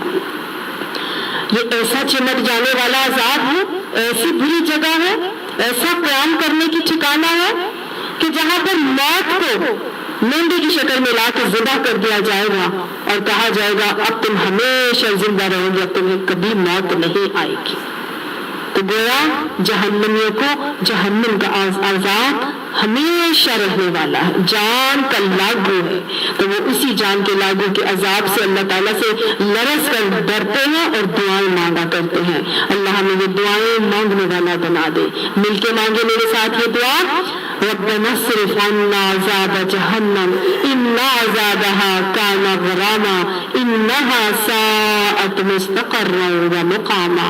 इबादुर रहमान की ये दुआ है, इस दुआ को अपनी दुआओं में शामिल फरमाएं, ठीक है। वल्लज़ीना, अब ये जब ये मामलात कर रहे हैं तो खर्च के मामलात उनके कैसे हैं? अल्लाह ने जो नेमतों से उन्हें नवाजा है, जो माल दौलत, जो सलाहियतें, जो ताकतें, जो औलादें अल्लाह ने जो उन्हें नेमतों की सूरत में अता फरमाई है, उनके साथ क्या मामलात होते हैं? वल्लज़ीना इज़ा अनफ़क़ू, और वो लोग जबकि वो खर्च करते हैं, लम युस्रिफ़ू व लम यक़्तुरू, ना तो वो इसराफ करते हैं और ना ही बुख़ल भी नहीं करते, बल्कि कैसे ये मामलात करते हैं? वकाना बैन ज़ालिका क़वामा, और बल्कि दरमियान में उसका मामला करते हैं, नहीं मुअतदिल मिजाज होते हैं। गोया इबादुर रहमान की अगली सिफत क्या है? खर्च के मामले में मुअतदिल मिजाज होते हैं, एतदाल में अपने रवैये को रख के और खर्च का मामला करते हैं। गोया ना इसराफ करते हैं ना बुखल करते हैं। ये दोनों चीजें इबादुर रहमान में नहीं होती। इसराफ को दोहरा लेते हैं। क्या होता है इसराफ? इसराफ तीन चीजों का, तीन तरह से किया जाता है। एक तो ये कि नाजायज और जो खिलाफ शरीयत बातों पे खर्च करने को इसराफ कहते हैं। खिलाफ शरीयत कामों पर जब खर्च किया जाए तो उसको इसराफ कहा जाता है। आप गाने गाएं, बहुत खूबसूरत आवाज है, इतनी प्यारी सलाहियत अल्लाह ने आपको अता की, और आप खिलाफ शरीयत इसको, इस आवाज को इस्तेमाल करें और पूरी की पूरी दुनिया में अपने रिकॉर्ड्स बना के भेजें, तो ये इसराफ है ना, नेमत का गलत इस्तेमाल है ना। तो यहाँ खर्च सारी नेमतों के हवाले से आप देख लें, सिर्फ मालो दौलत का इसराफ नहीं, सारी नेमतों का इसराफ है। खिलाफ शरअ बातों पर जब कामों पर खर्च किया जाए तो इसको भी इसराफ कहते हैं। आप जायज कामों पर खर्च करें लेकिन टू मच करते हैं, बहुत ज्यादा करते हैं। जरूरत नहीं थी, हाँ कपड़े बनाने की जरूरत है, जायज है, हदूद में रह के बना रहे, लेकिन मच बना रहे। और तीसरी चीज ये जायज भी है, जरूरत भी है, लेकिन रिया और आप हद में भी बना रहे हैं, लेकिन नियत क्या है? दिखावा। नियत क्या है? अपने तकब्बुर की, खुद नुमाई की नियत है। तो यहाँ इसको भी इसराफ ही कहा जाएगा। समझ आ गई? तो तीन तरह से इसराफ हो रहा है। और बुखल जो है वो ये कि एक काम जो कि जरूरी भी है, हलाल भी है, जायज भी है, लेकिन खर्च ना किया जाए। जरूरी भी है, जायज भी है, हलाल भी है, खर्च करना वहां पर, लेकिन आप खर्च ही ना करें, तो फिर ये क्या है? बुखल है। और मोमिन बखील भी नहीं होता और इसराफ भी नहीं करता, क्योंकि अल्लाह ताला ने कुरान में फरमाया है इन्नल्लाह ला युहिब्बुल मुस्रिफीन, अल्लाह इसराफ करने वालों को पसंद नहीं करता। और जो तबजीर करते हैं, जो इसराफ से बहुत ज्यादा बढ़ जाते हैं, उनके लिए तो खास तौर से फरमाया इन्नल मुबज़्ज़िरीना कानू इख्वानुश शयातीन, तबजीर करने वाले जो इसराफ से भी बढ़ जाते हैं उनको तो शैतान के भाई कहा गया। तो लिहाजा बुखल के लिए भी उनको पता है कि आप सल्लल्लाहु अलैहि वसल्लम ने फरमाया था कि हर रोजाना 2 फरिश्ते उतरते हैं और वो खर्च करने वालों के लिए दुआ करते हैं कि अल्लाह खर्च करने वालों के माल में बरकत दे, और अल्लाह रोक लेने वालों के माल को हलाक और बर्बाद कर दे। और यही जो बुखल से समेटा हुआ, जो जमा किया हुआ माल, इसके लिए क्या आता है? अल्लज़ी जमा मालन वअद्ददा यहसबु अन्ना मालहु अखलदा। इसका शुरू क्या है? वैलुल लिहुमज़तिल लुमज़ा, वैल है। जो माल भी जमा कर करके रखते हैं उनके लिए भी वैल है। اور یہ جو بخل سے مال جمع ہوتا ہے یہ آخرت میں کیسے ہمیں وہ ہوگا، کنز بن جائے گا اور ایک دم جسام کی شکل میں آئے گا، ہے نا، ڈسے گا، کہے گا نہ کنز کا نہ مال کا، اور پھر چاندیوں کی تختیوں کو ان کو داغا جائے گا، ان کو توق بنا کے پہنائے جائیں گے۔ تو یہ سارے انجام ہیں، یہ سارے مومن کو پتا ہوتے ہیں، عباد الرحمان کو پتا ہے، اس لیے وہ نہ بخل کرتے ہیں اور نہ ہی اسراف کرتے ہیں۔ والذین لا یدعون مع اللہ الہا، اور وہ کیا کرتے ہیں، لا یدعون نہیں پکارتے، مع اللہ الہا اللہ کے ساتھ کسی اور کو معبود، اللہ کے ساتھ کسی دوسرے کو معبود نہیں بناتے، پکارتے نہیں، وہ شرک نہیں کرتے۔ ٹھیک ہے، تو عباد الرحمان کی جو اگلی صفت ہے وہ یہ ہے، چھٹی صفت، وہ شرک نہیں کرتے۔ وَلَا يَقْتُلُونَ النَّفْسَ الَّتِي حَرَّمَ اللَّهُ إِلَّا بِالْحَقِّ، اور نہیں وہ قتل کرتے کسی جان کو اس الَّتِي حَرَّمَ اللَّهُ جس کو اللہ نے حرام کیا ہے، إِلَّا بِالْحَقِّ مگر حق کے ساتھ، یعنی وہ کسی جان کو حق کے علاوہ ہلاک نہیں کرتے۔ حق کیا ہے ہلاک کرنے کا؟ 5 باتیں ہیں جس پہ دین ہمارا قتل کی اجازت دیتا ہے۔ قصاص کے لیے دیتا ہے، مرتد کو قتل کی اجازت کرنے کا حکم ہے، زانی کو قتل کرنے کا حکم ہے، فتنہ کرنے والے کو اور قتال کے لیے قتل کرنے کا حکم ہے۔ یہ حق کے ساتھ قتل کا حکم ہے۔ اس کے علاوہ کسی انسانی جان کو کسی دوسرا انسان قتل نہیں کر سکتا۔ تو قتال یعنی جو لڑائی، جو جہاد میں قتال ہوتا ہے، اس میں قتل کیا جا سکتا ہے۔ تو گویا یہ 5 باتوں کے علاوہ وہ قتل نہیں کرتے، کسی صورت کسی کو بھی قتل نہیں کرتے۔ تو دوسرا گناہ کون سا ہے شرک کے بعد جو بچتے ہیں؟ قتل نفس نہیں کرتے۔ تیسری چیز جو بہت کبیرہ گناہ وہ یہ ہے، ولا یزنون، اور نہ ہی وہ زنا کرتے ہیں۔ یہ 3 کبیرہ گناہ ہیں جن سے عباد الرحمان بچتے ہیں۔ آپ صلی اللہ علیہ وسلم سے پوچھا گیا کہ کبیرہ گناہ کیا ہے، تو آپ نے فرمایا ایک یہ کہ تو اللہ کے ساتھ کسی کو ہمسر نہ ٹھہرائے جس نے تجھے پیدا کیا۔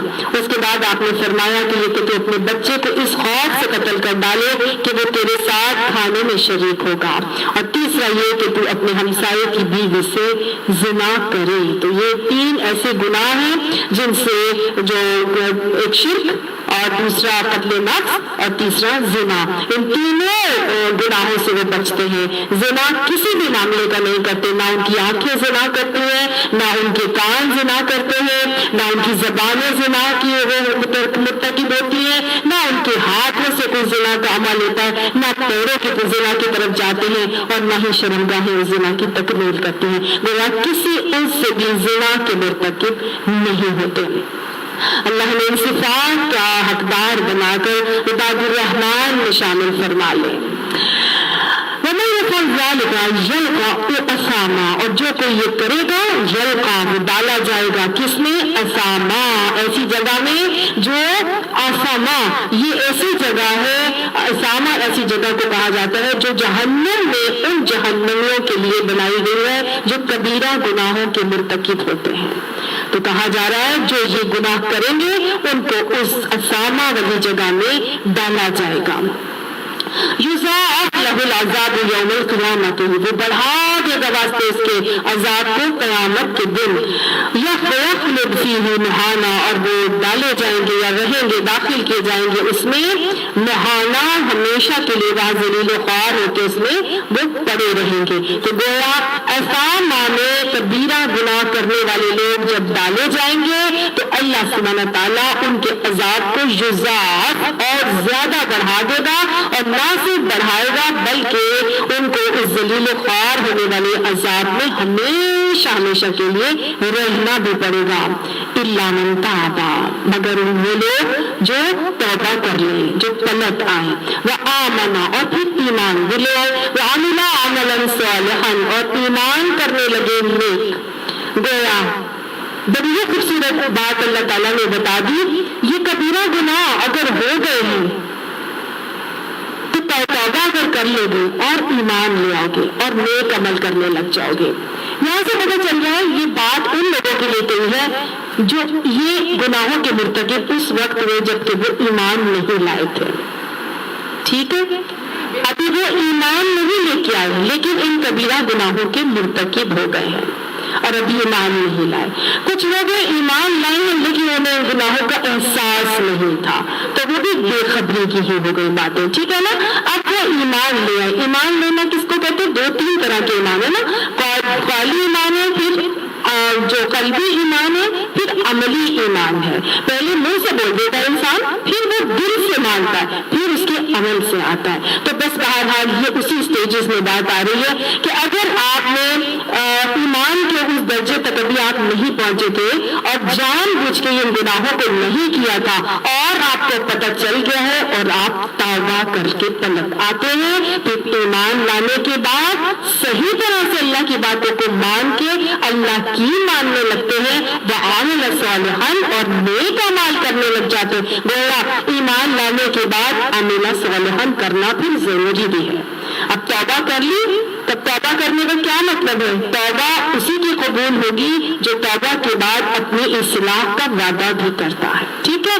फिर ऐसे लोगों के लिए अल्लाह ताला ने फरमाया जो ईमान ले आए, तौबा कर ली, अमाल नेक कर लिए, फउलाइका युबद्दिलुल्लाहु सय्यिआतिहिम हसनात।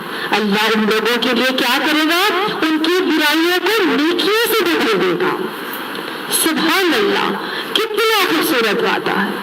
तभी तो अल्लाह फरमाते हैं ला तक़नतु मिन रहमतिल्लाह, अल्लाह की रहमत से नाउमीद नहीं। इन्नल्लाह यग़फ़िरु ज़ुनूब जमीआ, अल्लाह तुम्हारे तमाम गुनाहों को माफ कर देगा। सारे गुनाह जो तुमने किए, वहां तो माफी का वादा है, यहाँ तो फरमाया युबद्दिलुल्लाहु सय्यिआतिहिम हसनात, वो तुम्हारी बुराइयों को नेकियों से बदल देगा। सुभान अल्लाह, ये है वो रहमान रब, ये है वो रहमान रब जो अपने इबादुर रहमान के साथ ऐसे मामलात कर रहा है।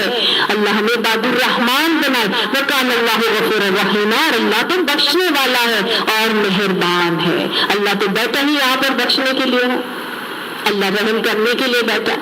गोया ये 3 बड़े बड़े गुनाह भी काबिले माफी है। एक मरतबा आप सल्लल्लाहु अलैहि वसल्लम के हवाले से हदीस आती है, अबू हुरैरा ने फरमाया कि एक दिन मस्जिद नबवी में इशा के बाद मैं नमाज पढ़ के वहां से पलटा तो मेरे घर के बाहर एक औरत बैठी थी। मैं घर जाके नमाज पढ़ने लगा तो उसके नमाज पढ़ के खत्म की तो एक औरत ने दरवाजा खटखटाया तो उसने फिर पूछा कि भाई तुम क्या चाहती हो? बातचीत हुई तो उसने कहा कि मैंने इस तरह से जिना कर लिया, तो उसने अपने जिना का इतराफ कर लिया। फिर उसने कहा कि मेरा बच्चा पैदा हुआ तो मैंने इस बच्चे को कत्ल कर दिया। तो अब आप मुझे बताएं कि मेरी बख्शिश का कोई रास्ता है? तो उन्होंने कहा कि नहीं, तुम्हारी तो बख्शिश नहीं हो सकती। अब अबू हुरैरा अगले दिन हज़रत सल्लल्लाहु के पास गए और उन्होंने आप सल्लल्लाहु अलैहि वसल्लम को ये मामला बताया। आप सल्लल्लाहु अलैहि वसल्लम ने अबू हुरैरा को फरमाया, अबू हुरैरा क्या तूने इन आयात को नहीं जानता? फिर आपने इस खातून के लिए तौबा का तरीका और बख्शिश का तरीका बताया कि अल्लाह ताला ने तो कुरान में ये फरमा दिया है कि इल्ला मन ताबा व आमना व अमल सालिहन, कि जो अमल करने लगे नेक तौबा के बाद, तो फिर अल्लाह ताला तो उसके लिए क्या करेगा? अल्लाह तो उसके गुनाहों को भी माफ करेगा और उसकी बुराइयों को नेकियों से भी बदल देगा। तो तूने ऐसा नहीं उसको बताया? फिर वो कहने लगे कि अगले दिन वो खातून जो है फिर इशा की नमाज के बाद आई और पूछा कि भाई कोई मेरे लिए बख्शिश का मामला है। तो फिर उन्होंने इन्हीं आयात के साथ उस औरत को तौबा का तरीका बताया और अल्लाह के नबी का पैगाम जो है वो उस तक पहुंचाया। वो औरत फौरन सजदे में झुक गई और झुक कर अल्लाह से इस्तग़फ़ार भी किया, घर जाके अपनी लौंडी और उसके बेटे को आजाद कर दिया और सारी उम्र फिर नेकी में गुजार दी। ये इतना खूबसूरत रवैया, ये अल्लाह की ये ऐसा वादा है मेरे और आपके लिए जो हमें मजबूर करता है कि हम अपनी पुरानी जिंदगी को छोड़ के अल्लाह के बंदे बन जाएं। इतने बड़े बड़े गुनाह जब अल्लाह माफ कर सकता है, वो औरत जिसके लिए कह दिया था कि कोई बख्शिश नहीं हो सकती, तो बड़े तो गुनाह करके आ गई है। और फिर जब पता चला इस आयत के हवाले से तो सारी उम्र नेकी में गुजार दी। अल्लाह सुब्हानहू तआला हमारे तमाम गुनाहों को माफ फरमा दे। एक और वाक़या एक शख्स का आता है, बहुत बुरा शख्स था। वो कहता है मेरी सारी जिंदगी जो है वो गुनाहों में गुजारी है, कोई ऐसा गुनाह नहीं है जो मैंने नहीं किया और इतने گناہ ہیں، اتنے گناہ ہیں کہ اگر پوری دنیا کے لوگوں میں ان گناہوں کو تقسیم کر دے تو ان سب کو بھی وہ جہنم میں ڈبونے کے لیے کافی ہو جائے. میں نے اتنے گناہ کیے کہ اب بھی میری بخشش کی کوئی صورت ہے؟ آپ صلی اللہ علیہ وسلم نے فرمایا کیا تو نے اسلام قبول کر لیا ہے؟ آپ نے کیا فرمایا؟ کیا تو نے اسلام قبول کر لیا ہے؟ اس نے کہا اشہد ان لا الہ الا اللہ و اشہد ان محمد رسول اللہ، کہ میں گواہی دیتا ہوں کہ اللہ کے علاوہ کوئی معبود نہیں، اور میں یہ گواہی دیتا ہوں کہ اللہ نبی صلی اللہ علیہ وسلم اللہ کے رسول ہیں. تو آپ صلی اللہ علیہ وسلم نے اس کو کیا فرمایا؟ آپ نے فرمایا کہ بس، جب مفہوم اس طرح سے ہے کہ بس جو تم نے تمام گناہ کیے تھے اسلام لانے کے بعد وہ تمام گناہ معاف ہو جاتے ہیں. اور نہ صرف معاف ہوتے ہیں، اگر عملاً صالحاً بھی کرتے رہو تو یہ آیت بتا رہی ہے کہ ان پرانی برائیوں کو اللہ نیکیوں سے بدل دیتا ہے. سبحان اللہ. تو یہ وعدہ ان لوگوں کے لیے بھی ہے، لیکن جو لوگوں نے بے دھیانی میں یا لا علمی میں غفلت میں بھی گناہ کر لیے تھے ان کے لیے بھی اللہ کا یہ وعدہ ایسے ہی موجود ہے. اللہ فرماتا ہے وَمَن تَابَ وَعَمِلَ صَالِحًا. اب جو ایمان تو لے آئے تھے لیکن غلط کام ہو گئے ہیں، اب ان کے لیے ایمان لانے کی شرط بھی لگائی. آگے بتایا وَمَن تَابَ وَعَمِلَ صَالِحًا، اور جو کوئی توبہ کر لے گا. اب تم تو سارے ایمان والے بیٹھے ہوئے یہاں پر، اب تم میں سے جو کسی نے یہ گناہوں کا ارتکاب، کبیرہ گناہوں کا ارتکاب کر لیا ہے تو اللہ کی طرف پلٹ آؤ. جب اللہ سے توبہ کر لی پھر کرنا کیا ہے؟ وَعَمِلَ صَالِحًا، اب نیک اعمال پہ جم جاؤ.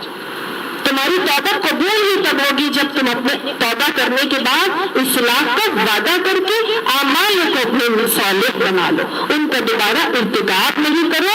فَإِنَّهُ يَتُوبُ إِلَى اللَّهِ مَتَابًا، بس بے شک وہ پلٹ آتا ہے طرف اللہ کے، تو گویا اللہ کی طرف یوں رجوع کرتا ہے جیسا کہ رجوع کرنے کا حق ہے. یہ وہ شخص ہے جو اللہ کی طرف ایسے رجوع کرتا ہے جیسا کہ رجوع کرنے کا حق ہے. اللہ نے ایسے ہی رجوع کی توفیق نصیب فرمائے، ایسے ہی پلٹنے اور توبہ کرنے کی توفیق نصیب فرمائے.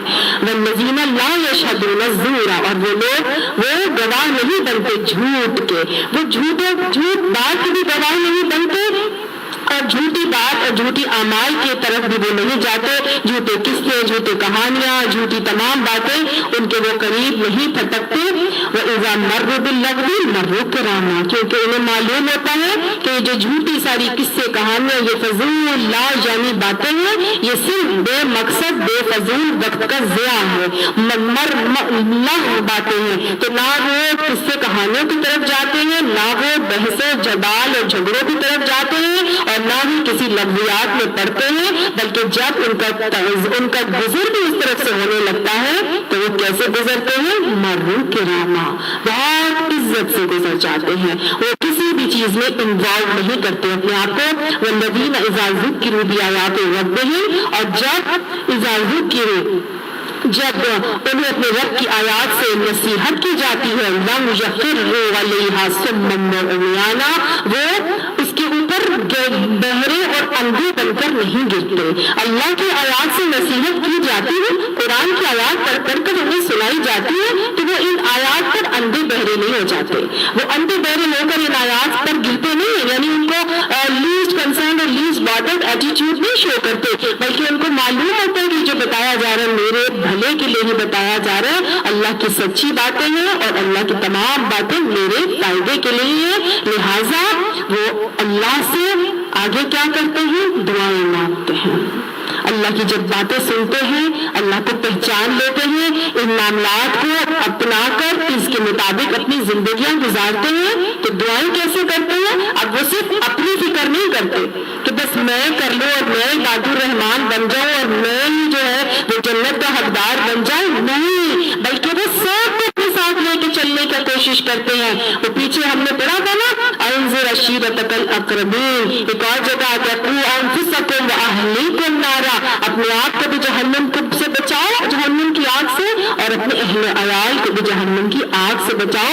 لہٰذا عباد الرحمان تو سب کے لیے ہی نرم گوشہ رکھتے ہیں نا، اپنے گھر والوں کے لیے بھی وہ بہترین معاملات چاہتے ہیں، تو لہٰذا دعائیں بھی اللہ تعالیٰ کی ان سے وہ ان کی ऐसी ही होती हैं कि वो कहते हैं वल्लज़ीना यक़ूलूना रब्बना हब लना मिन अज़वाजिना व ज़ुर्रिय्यातिना क़ुर्रता अयुन वजअलना लिलमुत्तक़ीना इमामा। वो अल्लाह से दुआएं करते हैं कि ए हमारे रब हमारी अज़वाज और हमारी ज़ुर्रियत यानी नस्ल को, हमारी औलादों को क्या बना दे, क़ुर्रता अयुन, हमारी आंखों की ठंडक बना दे। और उनकी अज़वाज और उनकी औलादें, उनकी आंखों की ठंडक कैसे होती है? जाहिर है वो तो यही चाहते हैं कि उनकी जब वो इबादुर रहमान है तो उनकी अज़वाज भी इबादुर रहमान हो जाए, उनकी औलादें भी इबादुर रहमान हो जाए, और वो सब के सब जो है वो जन्नत को पाने वाले और अल्लाह के रहम को हासिल करने वाले हो जाए, तभी वो उनकी आंखों की ठंडक भी बनेगी। वजअलना लिलमुत्तक़ीना इमामा, और ऐ अल्लाह हमें इनका इमाम बना दे, इनको ऐसा मुत्तकी बना दे कि हमें इनका इमाम बना दे। अब आप देखिए मुत्तकी के इमाम बनाने की जो दुआएं हैं कुरान हमें बताता है कि बल्कि हदीस से पता चलता है कि जो लोग हज़रत सल्लल्लाहु अलैहि वसल्लम से गवर्नरी मांगते थे, सरदारी मांगते थे, आप सल्लल्लाहु अलैहि वसल्लम उनको नहीं बनाते थे। और कुरान की आयत से भी पता चलता है कि उन जो खास तौर से मांगते हैं उनको नहीं बनाना चाहिए। तो फिर ये तो मांग रहे हैं कि हमें मुत्तकीन का इमाम बना दो, तो यहाँ पर इसको हम उस सरदारी मुराद नहीं लेंगे, ये कोई हुकूमती ओहदा नहीं वो चाह रहे। वो क्या चाह रहे हैं कि हमारे घर वाले, हमारी अज़वाज और हमारी जो औलादें हैं, हमारी ज़रूरत, हमारी नस्ल ऐसी हो जाए कि मैं उनका इमाम बन जाऊं, मुझे वो फॉलो करने। वैसे भी घर वालों का इमाम कौन होता है?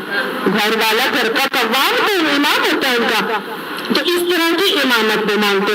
दूसरा वो ये मांगते इमामत कि हमें ऐसा बना दे कि जितने मुत्तकीन हैं, जितने मोमिनीन हैं, हम उनके लिए मशअले राह बन जाए, हम उनको फायदा पहुंचाने वाले बन जाए। वो हमसे दीन की मुख्तलिफ बातों को सीखा करें, उन्हें कोई हुकूमती ओहदा, इक़्तिदार और ताकत नहीं चाहिए, बल्कि मुत्तकियाना इमामों की जरूरत वो महसूस करते हैं। उसके बाद क्या है? उलाइका युजज़ौनल गुरफ़ता बिमा सबरू, ये वो लोग हैं जिनको बदला दिया जाएगा। बदले में क्या मिलेगा? गुरफ़ा, जन्नत की बाला खाने। गुरफ़ा कमरे को कहते हैं, बुलंद बाला खाने जन्नत के दिए जाएंगे। किस चीज की बदौलत? बिमा सबरू, उस सबर की बदौलत जो उन्होंने किया था। जाहिर है दीन के मुबल्लिग़ व दाई बन के निकले थे, मुख्तलिफ जगहों पे उनको आज़माइशें तकलीफों से गुजरना पड़ा होगा। और फिर वो बताते हैं ना कि जब वो वहां पे जाएंगे तो मलाइका उनको कहेंगे, मलाइका तो यदखुलूना फी कुल्ली बाब, मलाइका जो है हर दरवाजे से आएंगे और कहेंगे सलामुन अलैकुम, तिब्तुम, सलामुन अलैकुम बिमा सबरतुम, तुम्हारे सबर की वजह से तुम पे सलामती है, तुम बड़े अच्छे हाल में रहे हो।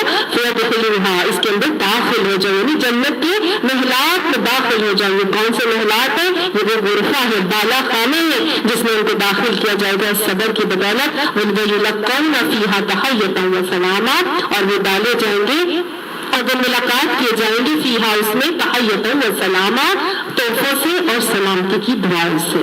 ये सलामती की दुआएं और तोहफे कौन दे रहे हैं? फरिश्ते दे रहे हैं। अभी मैंने आपको बताया ना, वो सलाम करेंगे। खालिदीना फीहा, हमेशा रहेंगे इसमें। हसनत मुस्तक़र्रा, बहुत ही अच्छा है करार पकड़ने की जगह, वक़्त मुकामा और ठहरने की जगह। कुल कह दीजिए मा याबअु बिकुम रब्बी लौला दुआउकुम, उनसे कह दीजिए नबी सल्लल्लाहु अलैहि वसल्लम, अगर तुम उसे नहीं पुकारते तो मेरे परवरदिगार को तुम्हारी कोई परवाह नहीं है। फ़क़द कज़्ज़बतुम, बस यकीनन झुटलाया है तुमने। फसौफ़ यकूनु लिज़ामा, तो तुम तो जल्द ही ऐसी सजा पाओगे जिससे जान छुड़ानी महाल हो जाएगी। चिमट जाने वाला, लाजिम हो जाने वाला अज़ाब तुम्हें फिर लागू हो जाएगा।